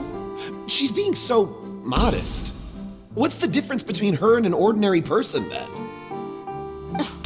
If you ask me, perhaps the succession didn't actually happen. She might just be a Maison-back puppet. Wait, what's going on? Why is everyone suspecting me of being a fake? Oh, this is bad. If I get exposed here, there'll be no saving the people from the prophecy. Right. Mirmi said that I just need to play the role of a god as humans imagine them to be. Calm down, Verena. Think. What do the people want? How would they imagine a god to speak and act? Assertive, with a strong sense of presence. One who can dispel all doubt. That is the character I'm fated to play.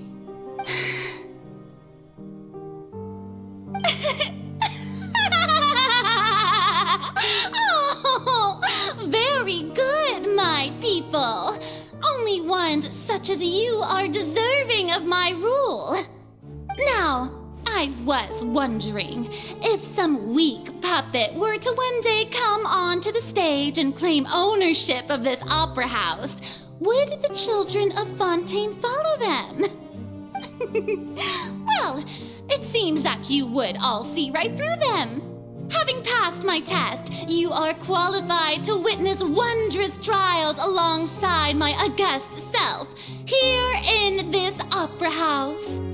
You may consider my previous act a door gift of sorts. I thought it was a debut that suited the atmosphere.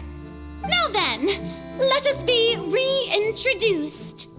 Ah, so that was just a performance. How could I have forgotten that we were inside an opera house? A personality? It's quite shocking, to be honest, but I suppose it's a better look than before. Such a fascinating and bold deity. How wonderful! Our future may yet be bright after all. It seems I've turned them around. Best follow this flow and restart my accession speech. My dear people, whether you acknowledge me or not, whether you trust me or nay, I say to you, keep faith in your ardor for justice. We have heard it said that this nation's sins can no longer be washed away. Well, I say that justice is most fragrant when it blooms amid sin. No, this won't work. They'll suspect me again. I must play the role that they want me to play. No, this won't work.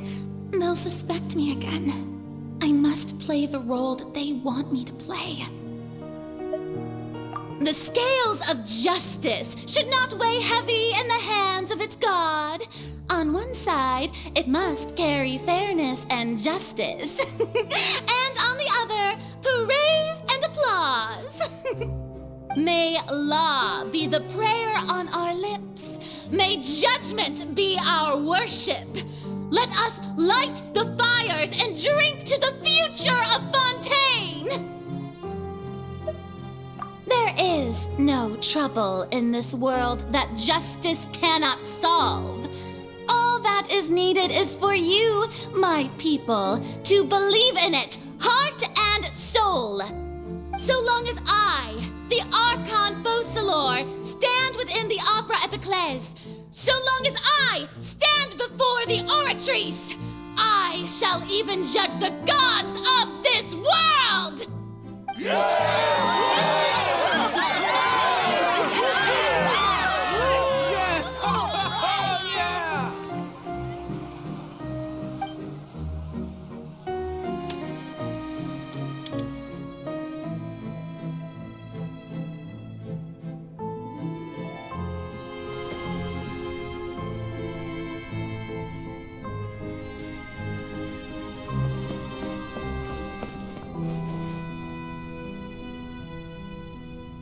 Lady Farina, here are today's case reports, as well as a summary of the follow-up for your perusal. Come now, was I not just at the Opera House in person? Leave these kinds of things to Neuvillette. Besides, none of these trials were the one that I'm looking forward to the most. If I may be so impertinent, what kind of trial are you truly looking forward to?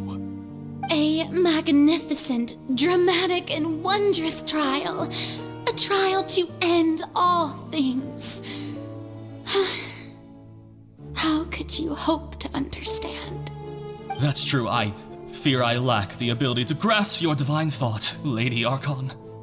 No need for fright, and do not take what I said before too seriously. Go now, do your duties. The trial I await. It will come one day.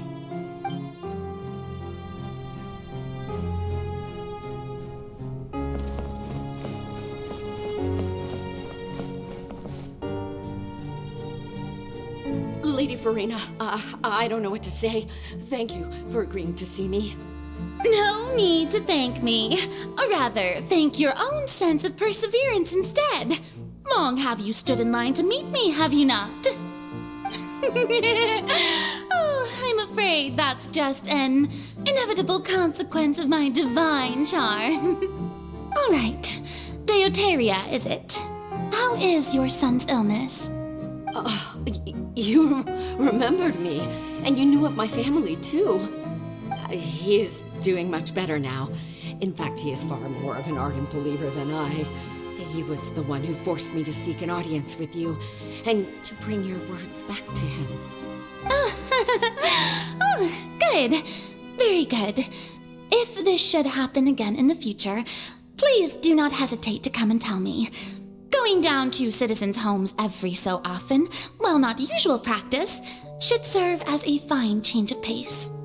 Ah, you're such a gentle and wise god. Thank you once again, on behalf of my son.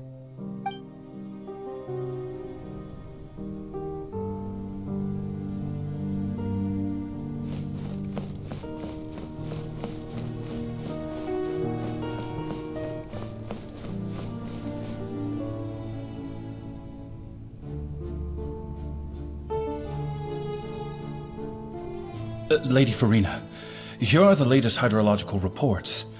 As for the specific parameters you asked to take note of, I'm afraid things still don't look good. I see. It's as I thought then. As your god, I did already expect this, but I wanted to see how far your human wisdom would allow you to analyze it. All manner of signs indicate that the prophecy will still come to pass. Forget it. That's not something you need to worry about right now. Well, as I understand it, the Fontaine Research Institute is also trying to find a way to counter the rising water levels. Really? Have they found anything? I'm afraid that they haven't found any effective solution thus far. Oh, is that so? Well, no wonder. This issue has reached the realm of the gods after all. Still, their spirit is praiseworthy.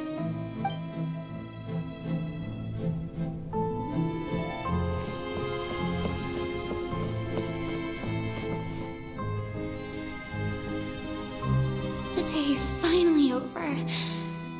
I haven't had a moment to breathe this whole time. But it's good to see that everything's getting on track. There are no longer any voices of suspicion. Maybe this is fine. I just need to keep going, and everyone will be saved.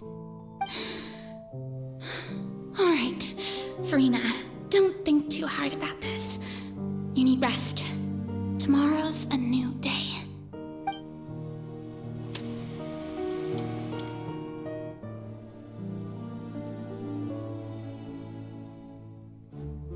Lady Farina, here are the new trial reports for the latest cases, as well as a summary of the follow-up.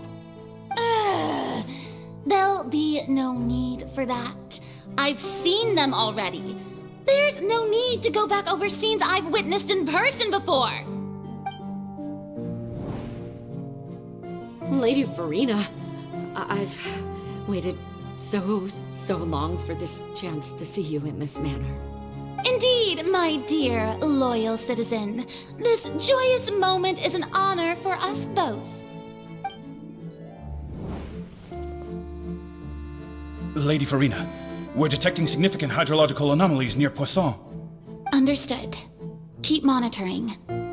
Keep me informed should anything come up at the Institute.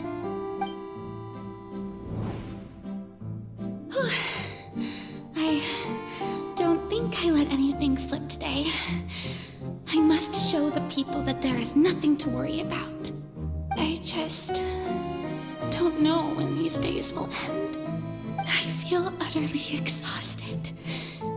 Best to rest early today, too.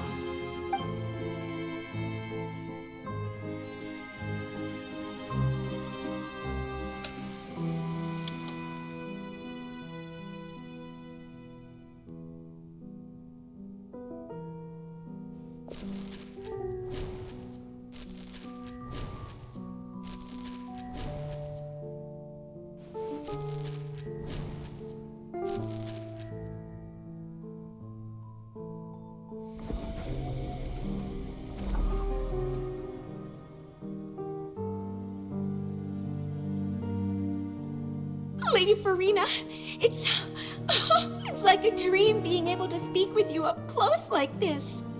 I've heard that the first member of our family who was honored to receive an audience with you was Madame Dioteria, almost 20 generations ago. And what a fine family yours is indeed. It brings me great joy to meet such a faithful believer, a descendant of a line most ardent. Surely you exaggerate, Lady Farina. My lady? What is it, good citizen? Are you crying?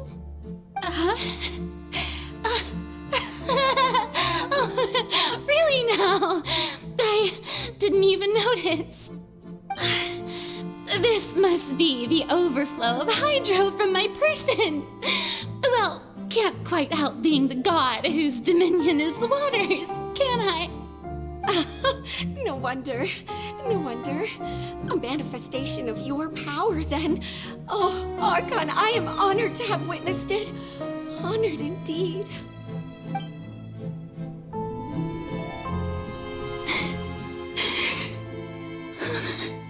So interminable. So lonely. Just how much longer? Hundreds of years must have passed by now. Perhaps the show must go on for hundreds more. I never imagined that it would hurt so much. Have I reached my limit? No. Perhaps I reached it long ago. Today I didn't even notice my own tears. I want to tell someone, anyone, about this. But would that not destroy all I've done so far? I've conducted so many investigations across the centuries, but there's not even a sliver of hope that we might break the prophecy. All I can do is keep heart. I must maintain this act. It is the only way to save Fontaine. Please, mirror me. You have to succeed.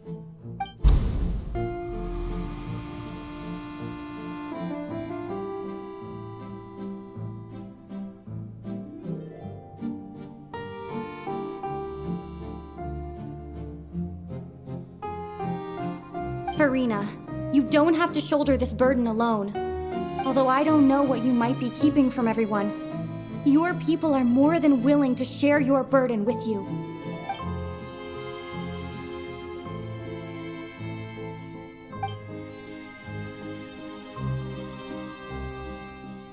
Share my burden. That's impossible. It was fated right from the start that this would be my duty alone. But even if your burden doesn't need to be shared, you can still choose to confide in someone. Just share it with me. I'm what you'd call a witness. A witness? Yes, I've heard that you came to Tevat from beyond the stars, yes. In other words, you never belonged here. And if Tevat is, in its entirety, a show on a stage, then you're just a spectator, aren't you? If that's the case... She's right. I could confide in her, couldn't I? But if things don't play out as expected, the people of Fontaine will be the ones to pay the price. No, Farina. You shouldn't be selfish. But what if it's really all right? Farina, you've worked so hard for so long. Surely it would be okay to put yourself first for once. Just this once. Is it such an outrageous thing to do anyway? To find someone in whom you can confide your frustrations and sorrows? Surely it could not hurt. If you let this opportunity slip through your fingers, it might never come by again. Think about it long and hard.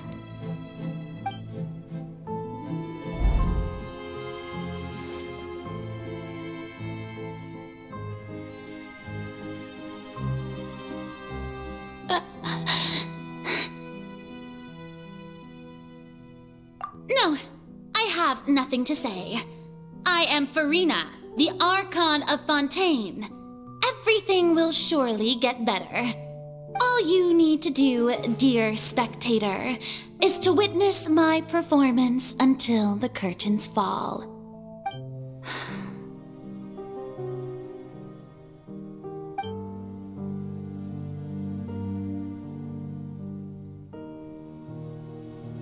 Fine.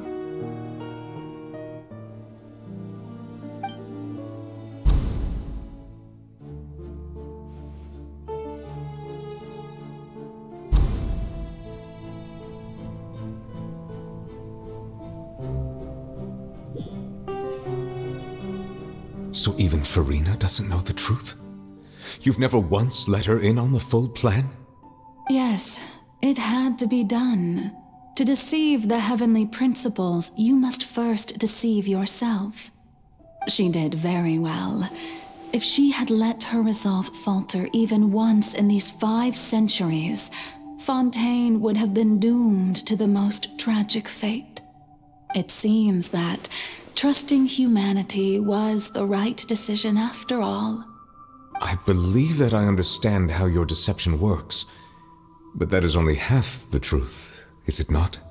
How would you build on this foundation to save the people of Fontaine? That is the most important thing. Ah, good. Of course, the Iudex of Fontaine has pinpointed the crux of the issue.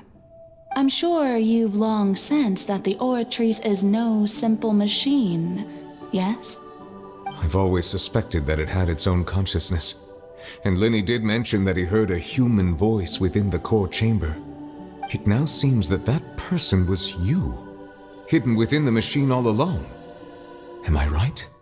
And then I became one with the Oratrice, taking Fontaine's gnosis with me. Yes, it would seem so, wouldn't it? Alas, your understanding of this device still lacks sufficient depth. In truth, it is no enactor of justice. It is, in fact, a device created to kill the god of justice. I beg your pardon? Oh, you have it. And to be more precise, not only will the Oratrice take down the god of justice, it will also take down the divine throne upon which she has been placed. I mean, did you think I would be the sort to enjoy peaceful repose while Farina suffered? My work over these last 500 years has been to constantly accumulate indemnitium within the Oratrice. But really, some have already discovered that only a small fraction of the energy generated by the device was ever used to provide power to Fontaine. The vast majority had to be, accumulated to enact this death sentence. It was all a part of your plan then? Both the trial and the sentence? Indeed. This power, accrued over 5 centuries, could have sustained Fontainians for millennia had it only been used for that purpose. Almost all of it has now been stored within the Oratrice. But only power of this magnitude could hope to destroy the IArchon's divine throne, shaking the rules established by Celestia and breaking through the institution that is the Seven. So the Oratrice's call for death was for neither Farina nor Focalor, but for the IArchon. The destruction of that divine throne. If I do not misunderstand your intent, you must be... returning what's rightfully yours to you, of course. In other words, this was all done to return the authority of the IArchon to the Hydro Dragon of this planet. But...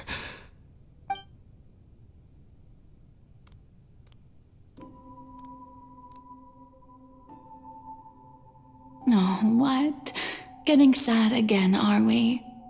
The authority of the ancient dragons shall soon be yours once more, O Hydro Dragon Sovereign. And this is the face you make. All you've done throughout the years is just so you can sacrifice yourself at the very end. I've never quite seen it that way, you know. Even now, I'm quite pleased at how well my deception worked.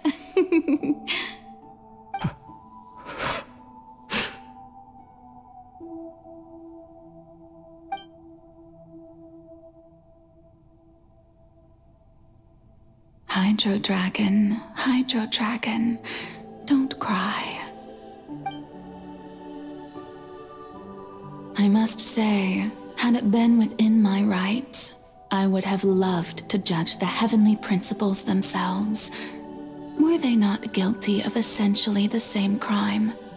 Egeria stole the power of the primordial sea, and the heavenly principles stole the power you ancient dragons possessed. I, for my part, am the god of justice. And is it not just that your original powers should be returned to you? Speaking of justice, I have always believed that justice lies in the process of pursuing human existence itself. So, if the theft of the primordial sea's might was Fontaine's original sin, then, leaving matters of procedural right and wrong aside, the descent of the Fontanians as humans and their right to exist in this world would be Fontaine's original justice. In other words, existence was Egeria's justice, and to me, justice is the continuation of that existence. Defying the prophecy and ensuring that Fontaine's people shall live on, that should be the justice enthroned over all others.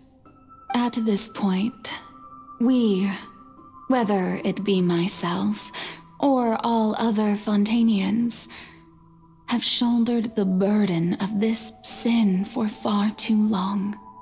Iudex Neuvillette, the highest judge in our land, when you regain your full power as an elemental sovereign, what verdict shall you pass upon us? So when I was invited to the court of Fontaine to serve as Iudex, I see now that that was your idea too. At last, I now understand the true purpose behind this position. In the beginning, I was uninterested in human existence. But these 5 centuries of living alongside them have gradually brought about mutual understanding between us. And I have even attempted to feel as they feel. You are a devious one, Focalors. Things being as they are, surely you know that I could never declare them to be guilty.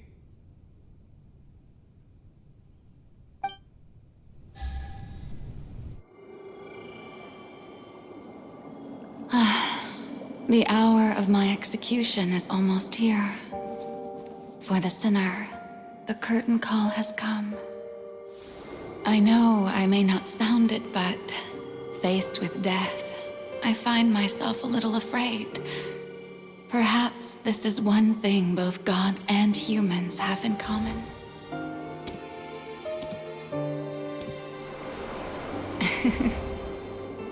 Farewell, Neuvillette. I hope you've enjoyed the part you played these 500 years.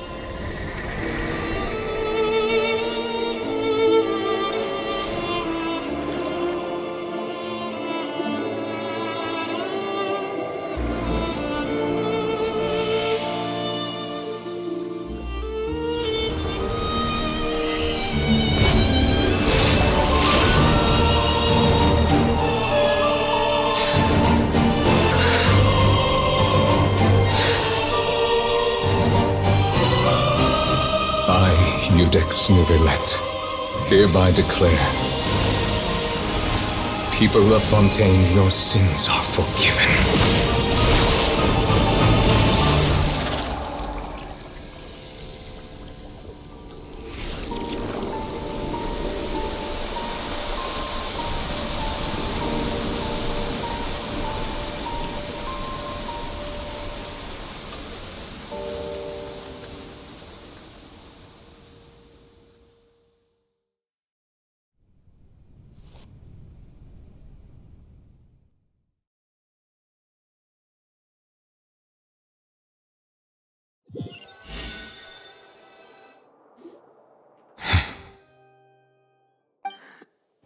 What just happened? Has the death sentence been carried out? Was that bright light some sort of misdirection? I have a feeling that something huge just happened. But since we're all still alive and haven't been dissolved, I assume whatever happened was good for us. It's time to end this. We must mete out punishment to that beast. Didn't you say just a moment ago that it can't be defeated? I have gained the strength sufficient to deal with it. Through certain means, I now have the ability to separate the power of the Primordial Sea from that creature. We should seize the opportunity to pursue our quarry. Traveler, now that the oratories can no longer function, I require an executor to help me mete out justice. The root of the calamities befalling Fontaine, the beast that enacts the prophecy. Its name is the all-devouring narwhal. Come with me, traveler. The hour of execution has come.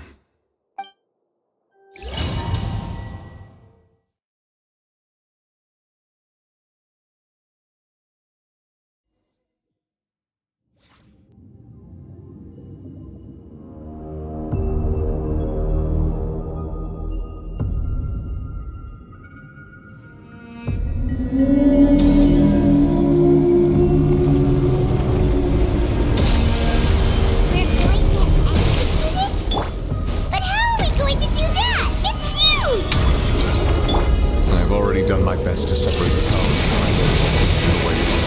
Considering the size of the beast, I cannot reach the power source. Unless we can find a way to attack it from within. I shall share part of the ancient dragon's power with you. The look for together.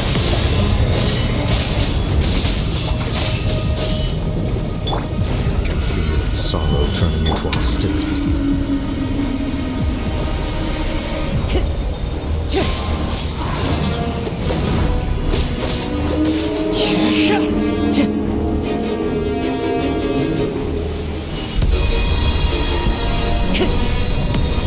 Fallen leaves, adorn my night! Solidify! I will have order!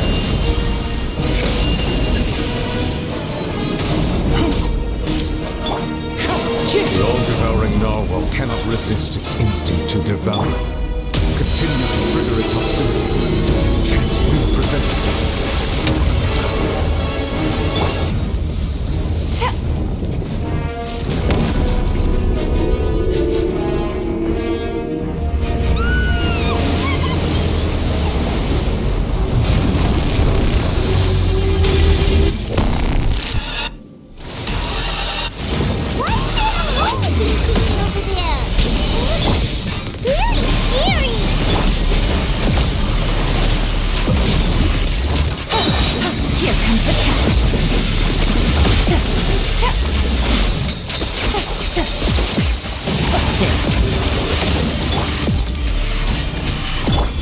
I have granted you my protection.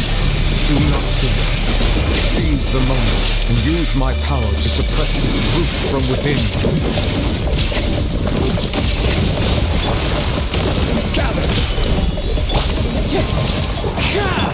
Quietly now. Gotcha. Take it easy. There is no escape! Stabilize!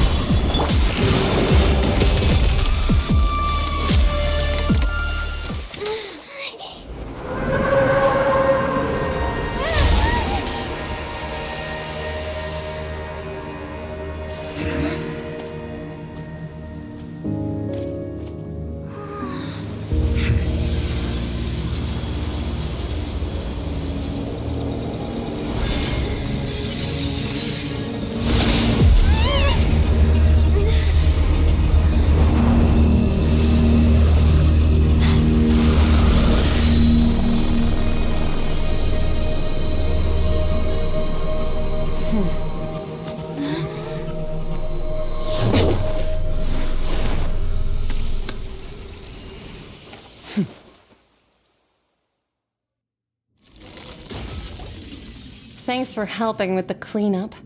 It should have been my job, but... oh well. It was just supposed to be a short private training session for me. I didn't think that my disciple and my master's pet would start brawling in the meantime. Well, actually, I had a feeling that it would happen at some point, but they bumped into one another earlier than I thought. What a blunder. I suppose I'll have to swing my sword 3 million times as penance.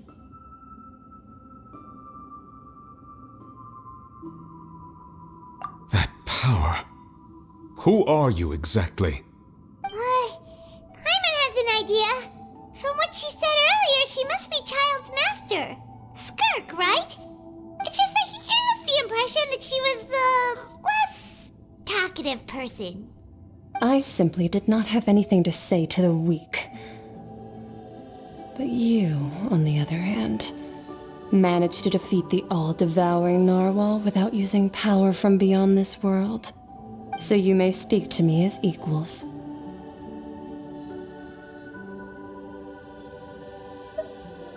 I have to agree. It's a strange use of a planet's primordial waters just to raise an all-devouring narwhal. That kind of power is wasted on it. It's not cooperative. It eats too much. And I have more important things to do with my time than pet sitting. The only thing that creature has going for it is its looks. All in all, it fails as a pet. Miss Skirk? I think you might have missed the point. The point being? Well, being that this pet almost destroyed an entire nation. So what sort of person is your master? Well, Child's master's master. Wait, is that right? Oh, right. So you don't know him. Sorry, I assumed you did. His name is Sertologi. Huh? I am unfamiliar with that name. Huh. So Master isn't sufficiently famous. How should I describe him then? Have you heard of the name The Fowl? The Fowl? Still nothing? Well, how about the Visionary? Vetterfulnir, then? Or Gold Rhindaughter? Ooh, that one we've heard! Rhindaughter's part of the Hexen Circle. She's Albedo's mom, right? Oh, so you do know that name. To be honest, I also heard all of those names and titles from my master. I don't actually know them either. But I suppose you understand now, yes? My master is likely a similar sort to Rhindaughter. They are both pursuing some form of perfection. Wait! Didn't you also mention a visionary person? Paimon didn't quite catch their name. Actually, never mind that. I believe it expedient to inform you that the all-devouring narwhal used up nearly all its strength fighting you. Such roiling hydro energies will prove difficult for the planet's deep seas to digest. As such, the fontaine back on the surface has most likely been thrown into chaos. In other words, the prophecy that you've been fretting over should now be in full swing. What?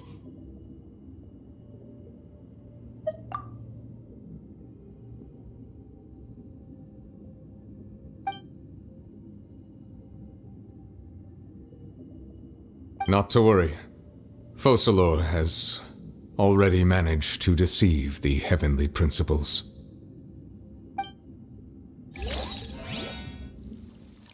In the end, the people will all be dissolved into the waters, and only Farina will remain, weeping on her throne.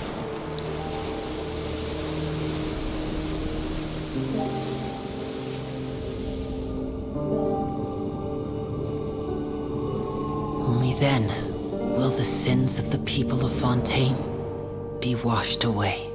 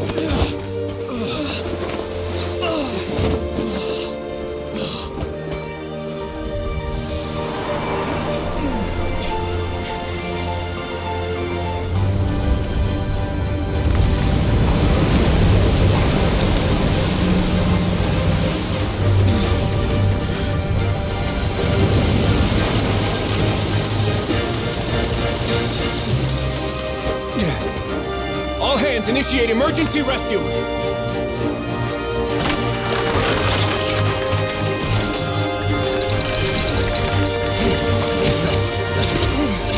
Hurry!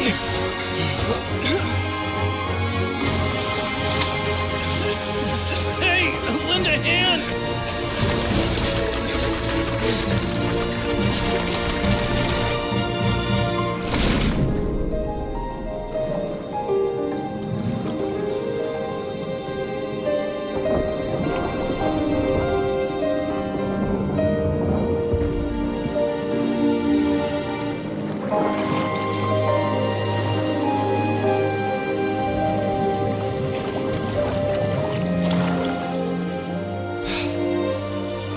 Look!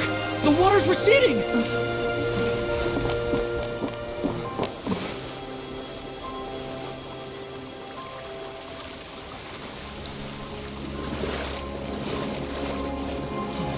It's a miracle! Water's receding.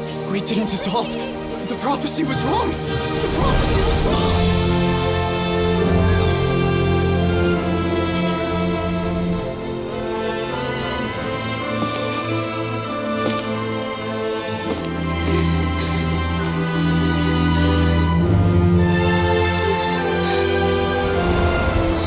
Are you alright? Yeah. We're saved. The prophecy was wrong.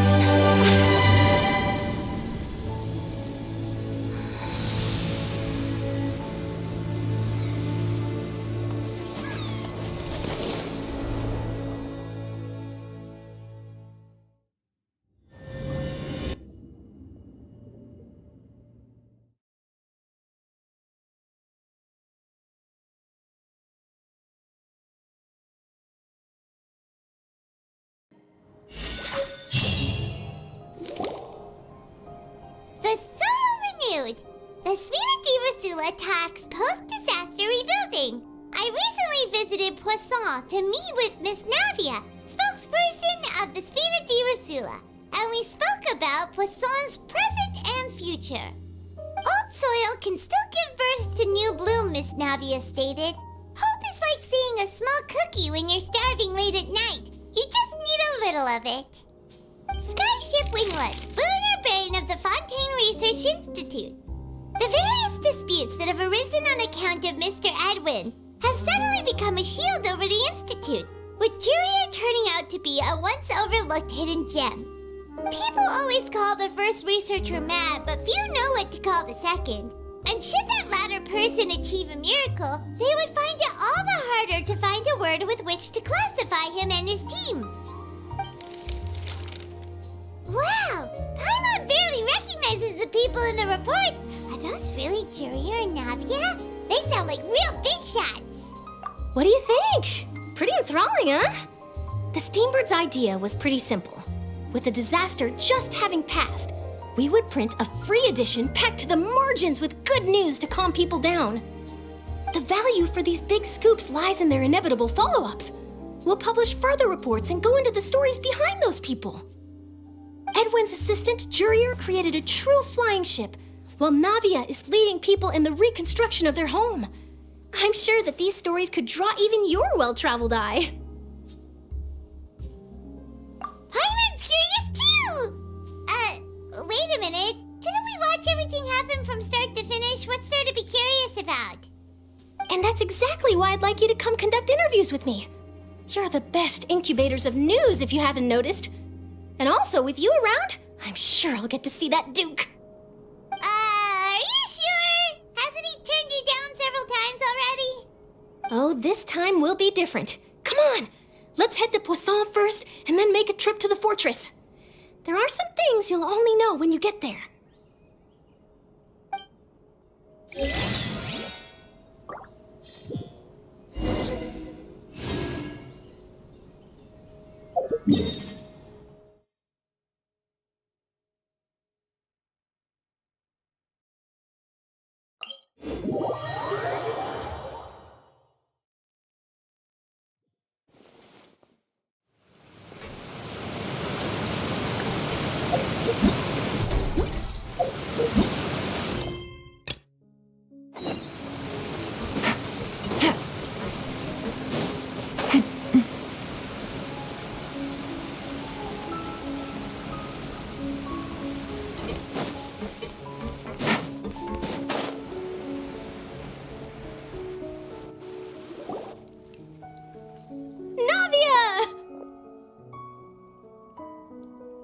Oh, it's you.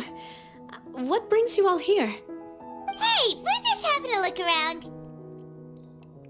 I'm here to update myself on how things are going here. Oh, the Fatui are here too!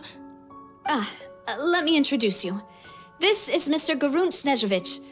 He represented the Knave in sending us a large amount of supplies, and is helping with our work. Our residents are hard at work as well. Thanks to everyone, work is progressing nicely. We've lost a lot of people, but we're moving forward. That will have to be enough. Hello, Miss Charlotte. I'm a big fan of yours. I especially like that article you wrote last year about Fontaine's stray cats. But if you don't mind, could you not emphasize our role too much in your report? It's not charity we're doing here. We just happen to share the same interests as the Spina. I get where you're coming from. I'll keep it as simple as possible. Or would you be willing to feature as friendly neighbors? That would be fine. Thanks! Oh, you're back too. How are things? We finished laying down the construction materials. It'll be another hour before the workers are able to go over there. Huh? You're here too, Clorand? Well, her reputation's greatly risen after that whole duel business with Miss Farina. So she's here in Poisson to wait out the heat. All right. She really came here to help me out. There's too much to consider in the reconstruction of Poisson. The Spina has need of more decision makers. And, well, I do already happen to be connected to Mr. Callis. Oh, wait just a moment. Do you mind me asking a few questions? You know, about how you felt before the duel, about what it was like facing down a god. There's lots of exciting material there, I bet. Forget it. I'm sure you can find a better theme than that, Miss Charlotte. I see you're the same as always. Couldn't you do me a favor, for Navia's sake? Well, if we're talking about doing things for my sake, you might as well just take a few more photos of me. Or of the Traveler. It's better than wasting time persuading Clorand, at any rate. Of course I will. I'm not gonna let her off that easy. All right, then everyone who wants to be in the photo, gather up. And smile.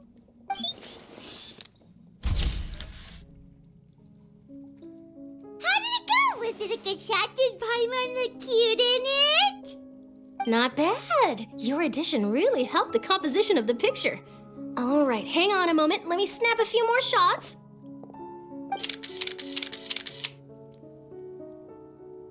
All right, that should do it. I'll be back here later anyway, so let's call it a day.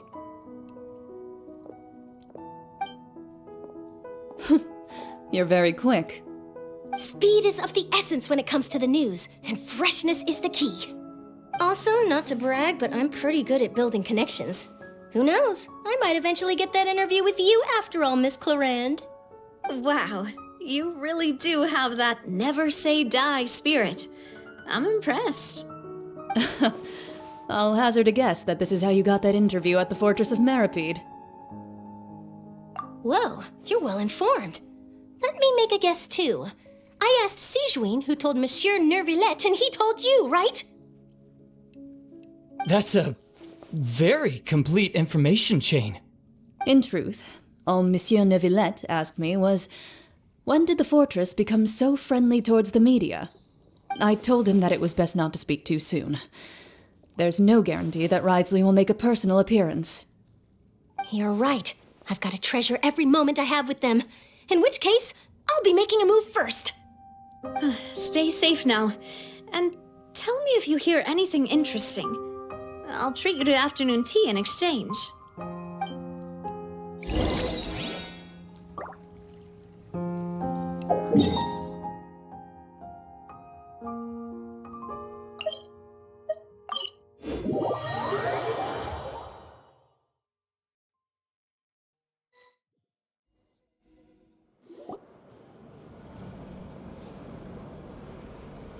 Wow, guess we're here again, huh? There's a real nostalgic feeling to this place. Looks like you've been missing us. Duke! Did you come all the way to the entrance to greet us? Of course.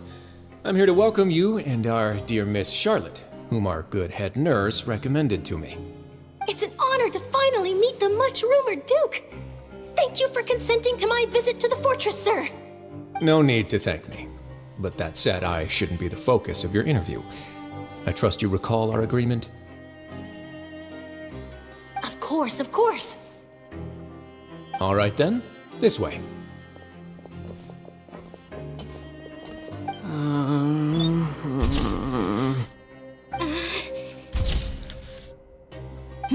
Hey, no need to be so nervous. I've already taken all the photos we need. Miss Charlotte, do these pictures really need to be published on the cover of the Steambird? It would seem that Miss Lorvine doesn't want her face to appear beside that of Mr. Jurier, Sir, please don't say things like that. But it looks like dear Mr. Jurier denies it. Might this interview be very important to you then? No, I just... This is my first time being interviewed, and I'm very thankful to the Steambird for... Now, I might not look it, but I actually did meet Mr. Edwin once. And I'll be honest, I enjoyed chatting with you more. You've definitely got more of that genius vibe going on. The boat that brought about a miracle, the ark that saved the people. Why, you recreated a myth back there, like an emissary of legend. Still, if I might ask, where's that flying ship now? Huh! Looks like Charlotte's trying to get herself another exclusive scoop. I have to apologize, but that ship is presently in the bowels of our factory. I'm afraid it won't be easy for you to get a shot of it. Really? Well, then in that case, could I have an interview with you to make up for that loss?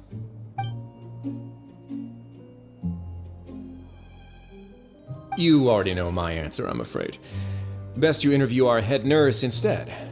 Or perhaps you'd like to take another photo of this couple of researchers? Did you really have to use the word couple? Well, then, 2 solo photos will do. Is my hair messed up? Please, someone help me have a look. Things sure are getting pretty lively here. We've seen this kind of thing before. Oh, seems like everyone's here.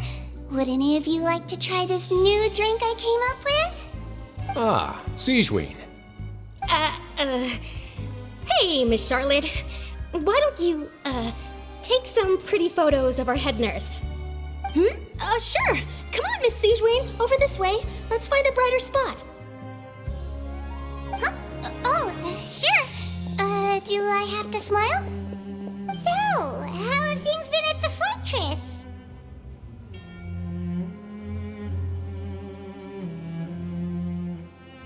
Same old, as you can see.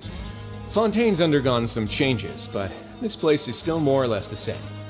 Other than that flying ship, it got a tad too much attention, I think. That's why I decided to let the interview go through. We should direct more public opinions toward the behind-the-scenes heroes.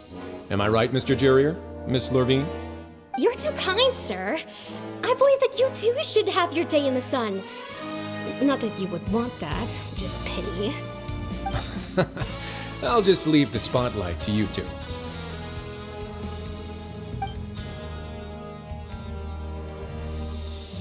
I see. Lots of things happened that day, huh? Anyway, regarding that Harbinger, I'm not sure you remember, but his 3 young followers are still waiting for his return.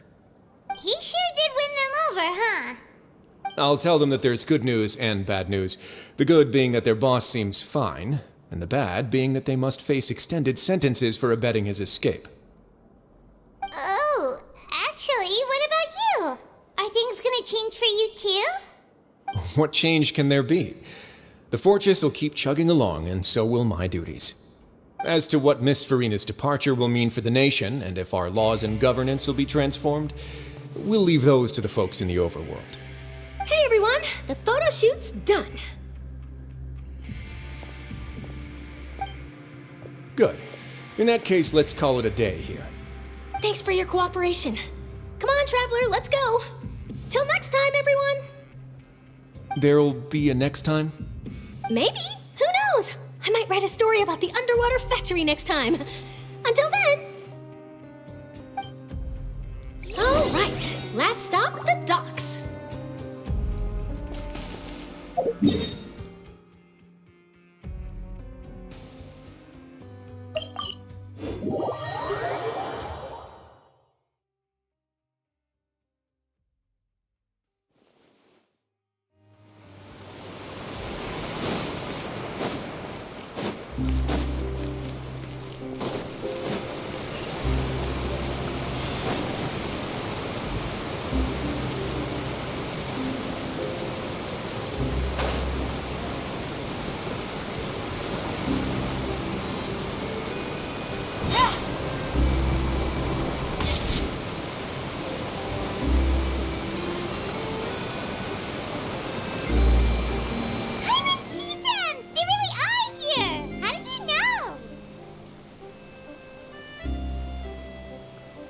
Navia mentioned that she stayed in touch with Linny and the others after working together.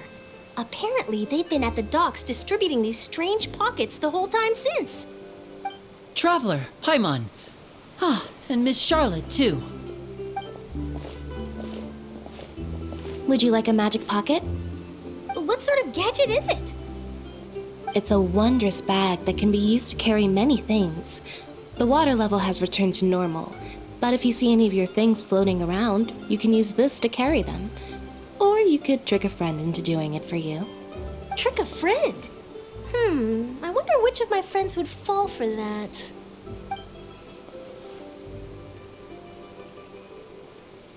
You could just make a friend like Fremine here. Isn't that right, Fremine? Is this what you meant by, I'll help you make some more friends? To be honest, that sounds pretty sweet. Could I have your contact, please? Sure. Please, write down my address. You sure are working hard to help Fremine socialize. He was the one who proposed doing this. He even wants to assist in our magic shows. Yes, I was planning to first introduce Pear as an assistant, and later Fremine himself. In the future, I think we can leave underwater escape magic to him too. That said, would anyone want to see a diver escape underwater? Oh, it'll work out. Every journey begins with the first step. He'll become a part of our show eventually. Lynette, could you come over? Miss Charlotte says she wants to take a picture of us. Got it. My, that Charlotte is rather perceptive. She got rid of everyone the moment she realized I had something to say to you. So, how have things been, Traveler? Father says that you did a great deal during the latest events. She's very grateful for your contributions to Fontaine. That's all right. We were more than happy to help. So, what's she doing now? Oh, I guess you haven't heard. Well, after Lady Farina left, Father and Monsieur Neuvillette opened negotiations, during which he gave Fontaine's gnosis to her as a diplomatic gift. A diplomatic gift? A gnosis? Yes, I was quite surprised at first myself. But when I thought it over, there were actually a number of things going for it. It could have been done as an apology for the incident with Lord Child, or as thanks for his help in tying the all-devouring narwhal down. Furthermore, Father did also lend significant aid to Fontaine and Poisson. Well, that's true, but this is a gnosis we're talking about. Doesn't this seem a bit irresponsible?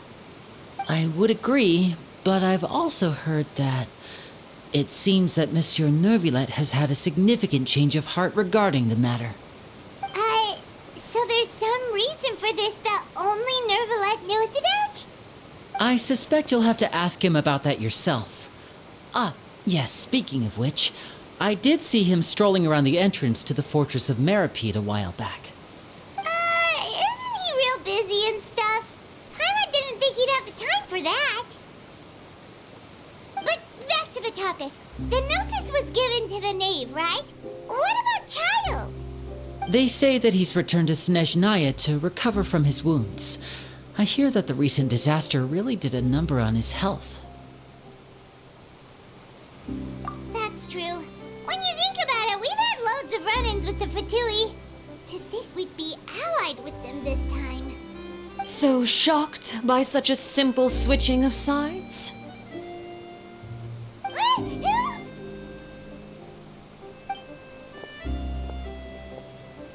Father! Well, what do you know? Come to the docks to see how my children are doing and meet the traveler by chance. Please do not pay my accomplishments in Fontaine too much mind. I would have done them regardless. Are you going to take the Gnosis back to Snezhnaya? That is our duty as harbingers, yes. Don't be too preoccupied with sides. The goal of the Fatui concerns not a single place or person, but the entire world. With such a grand goal in mind, it is inevitable that we must wear many masks. Switching my masks is something I've always done. Well, that depends on many things. No one truly knows what the future holds. What good is honesty if you can't rely on it forever? As for you, I very much look forward to our next collaboration. Good things cannot be achieved alone, and you've proved yourselves to be great partners.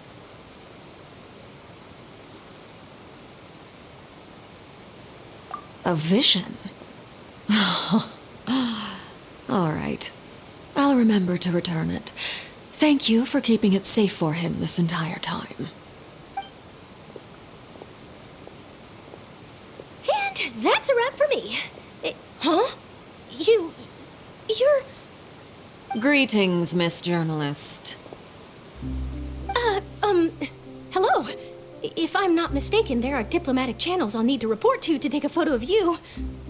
That is correct. So forgive me, but I will not be able to serve as a subject in your article. However, feel free to write as much as you'd like about our dear magicians and our upcoming rookie talent. I will. The sea breeze is quite pleasant. Oh, I shall continue my walk while the weather remains so agreeable. Farewell. Farewell, Father. Oh, she has such an intimidating presence. I didn't even dare to take a picture. Thankfully, I've already wrapped up all my pre-scheduled interviews. Thank you all. This'll be more than enough for me to write about, I'm sure. Don't be too nervous.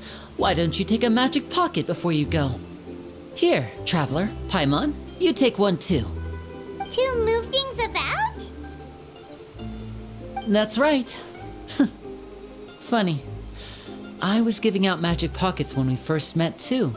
And what do you know? I'm doing the exact same thing right now. So many things have happened, but the pockets are still the pockets. I guess this must be life.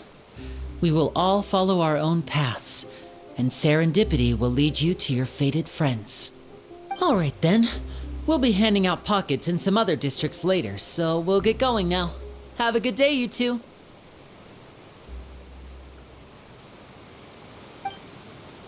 Well, guess we sent Charlotte, huh? Shall we go see what Neverlette's doing? As long as he's not so busy that...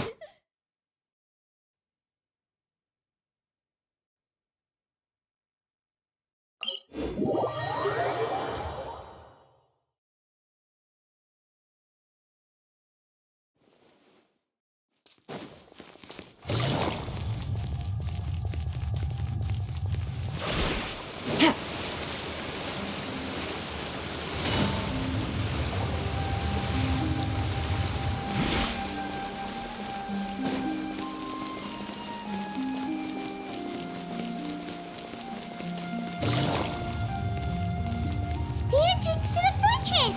Ooh, he really is there!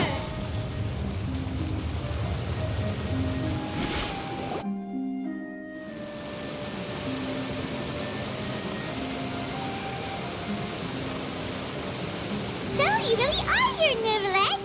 Paimon didn't think you were going to have free time this hour of the day. Really? Oh, I suppose you must have met Mr. Linney.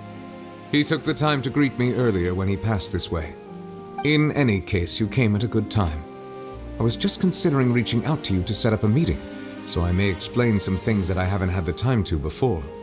Aw, Paimon's glad that you remembered. Thank you for keeping us on your mind, what with you being busy and all.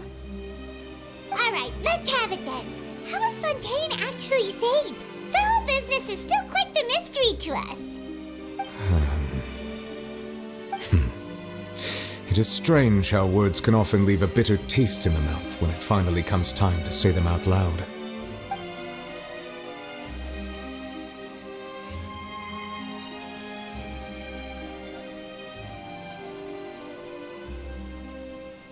Whoa. So that's what happened?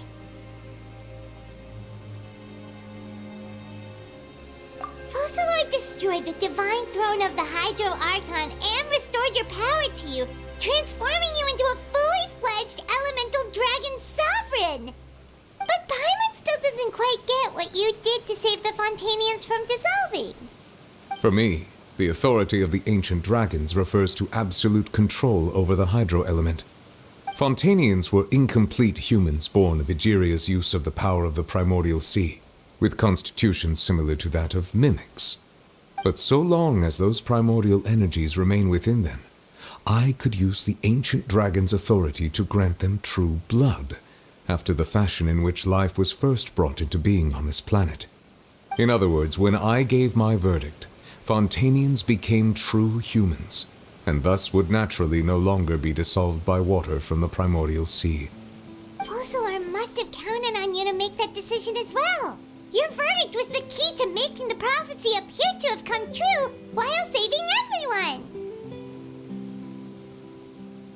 Yeah, and in a manner of speaking, Focalor finally managed to fulfill the original IArchon's wish to turn Oceanids into real people too!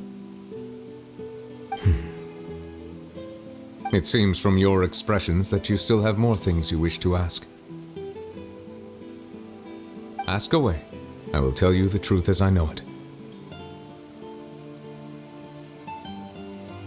I have investigated his case along many avenues, and I have learned that he once fell into an unknown chasm when he was young. There, by chance, he awakened the all-devouring narwhal. But whether it be by sentiment or reason, that should not have been enough to consider him the root cause of the disaster. At most, he would have had tangential liability. As for the judgment passed by the oratrice during the trial, whether it was due to that liability by association, or Focalor deliberately using him to buy time for us on the assumption that he would be able to hold the creature off, I cannot say. Guess Focalor had Fontanians in mind the whole time. In the end, it was thanks to her that they finally became real humans. Hang on a second. Paimon suddenly got another question. Back when Fontanians hadn't yet become real humans, were the children they had also transformed Oceanids? Life has always flowed like water. Do you recall how Fontanians would often come to the Fountain of Lucine to pray for children? Yeah, Lynette said the fountain is where all the waters in Fontaine converge. In truth, even those couples did not know that such prayers were no mere custom, but instead a form of ritual. Those Oceanids who were blessed within the spring water would later descend as new humans in the coming months. Paimon sorta gets it now. Either way, seems like this ritual won't be of any further use, but it'll probably live on as a local custom. Ask away. I will tell you the truth as I know it.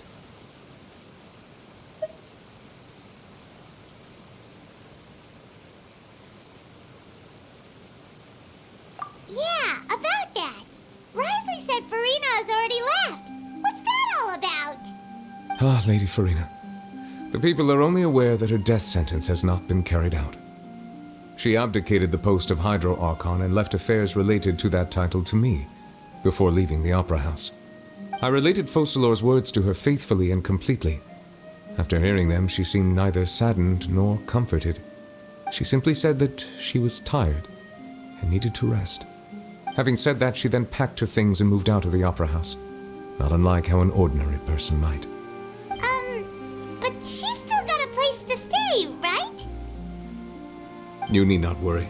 I will make arrangements to ensure that she will not want for food, clothing, board, or travel. In truth, I am somewhat happy for her. The wear and tear on her spirit will, of course, take time to heal. But now that she no longer has to play the role of Focalor the IArchon, she can finally lay down her burdens and lead a normal life. What about you then? What are your plans now that you've regained your full powers as the Hydro Dragon? After Focalor passed on, the Oratrice also ceased to function. This matter will directly affect our trials. After much careful consideration, I've decided to take over its role in our courts. From now on, I shall hear cases and pass verdicts by myself. Looks like you're still considering stuff from the perspective of the Udex, huh? As an elemental dragon, there are indeed many things that I must do.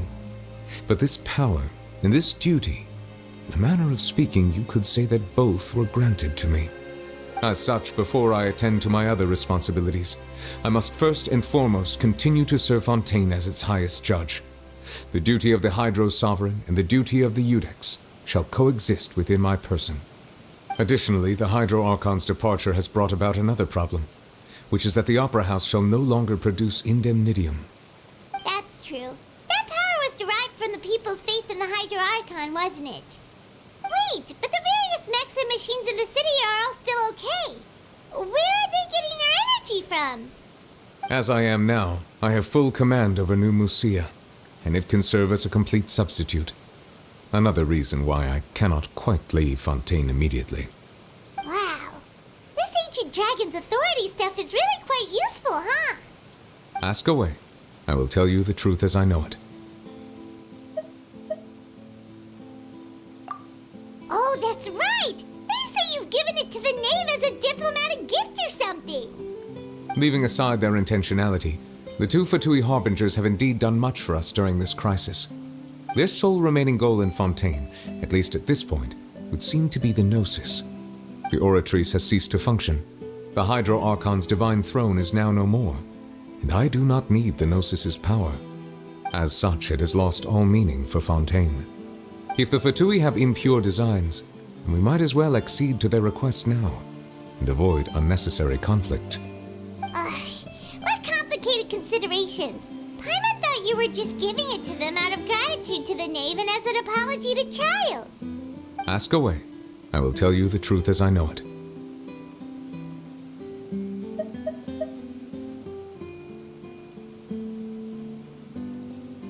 You will soon be heading to Natlan, I presume? I'm afraid that I have little talent as a travel guide, so all I can do is tell you what I know about that land. As far as I'm aware, Natlan can be said to be a nation of dragons. A nation of dragons? You mean like you? No, I suspect that I would not find myself welcome there. Unlike ancient dragons such as myself, the dragons of Natlan have undergone long years of development and evolution. Large numbers of them have entered a form of coexistence with humanity. Natlan is also the nation of war. War ravages those lands like an undying flame. There is one other piece of information I got incidentally from my negotiations with the knave that I believe may be useful to you. The harbinger known as the Captain has thrown his hat into the endless ring of war. The Captain. Sounds like a real tough customer. Seriously, everywhere you look, there's a Fatui Harbinger doing their thing. I suggest that you fully prepare yourself before going to Natlan. In the meantime, Fontaine's doors will always be open to you. Ask away. I will tell you the truth as I know it.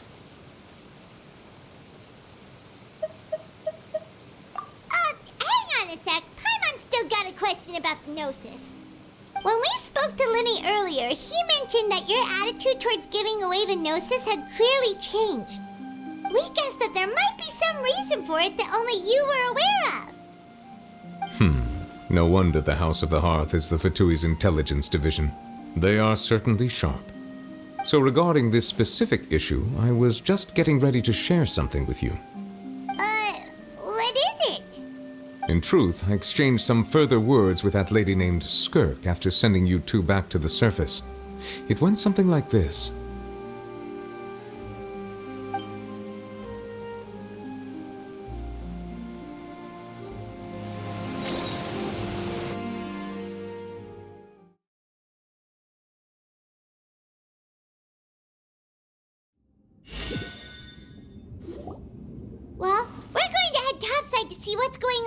You hurry over soon as well, alright, Nervalet?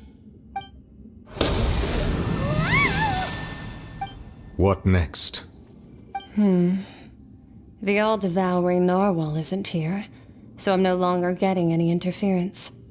I can finally catch the scent of your power, what it's made of. It is the authority of the planet's primordial dragons, but with something very similar to a god's curse mixed in.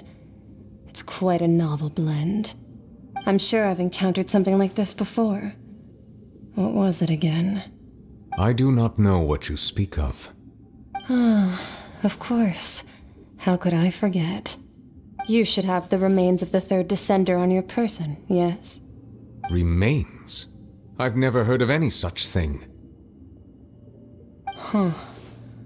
According to your parlance, I believe it may be called a gnosis. Well, that much is true. After Focalor's divinity faded, she handed her gnosis to me. But I fear I have never heard of it described in the manner that you just did. I've been training with my master, the Fowl, ever since I was young, and I have never returned to the surface since. So most of the information I possess, I got from him. It is only natural for those who are greater than humanity to possess a different sort of common sense, which is why there are so many problems in our attempts to communicate with humans. Regardless, you should probably get rid of objects of misfortune to prevent any disasters from befalling you. To live in itself is a blessing. But once a person dies, the bonds he once had with this world shall all turn to curses. What do you mean by that? No need to fret. These are just my personal thoughts, and my reason for no longer wishing to return to the surface. This third descender you refer to, who are they? And when did they die? Master never mentioned them to me. Perhaps it just wasn't that important for me to know. If you're interested, though, I could ask him. I'll be sure to pass the answer on to you next time. Next time? You believe we will meet again? I do.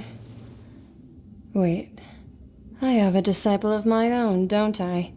He can be the messenger then.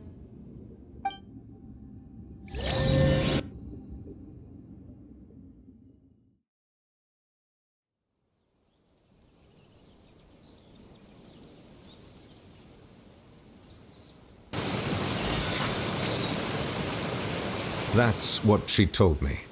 Whether it would prove useful or not, I wanted to pass that information on to you. The remains of the third descender? So that's what the Gnosis actually are. Paimon just thought they looked like chess pieces. How could they be a person's remains? All the same, assuming that there was no misunderstanding or special metaphor at play, that is what she meant to say. And she said that it would bring misfortune and that you should check it, which is why you gave it to the Fatui. If she speaks the truth, then I would simply be putting Fontaine at unnecessary risk by keeping it here.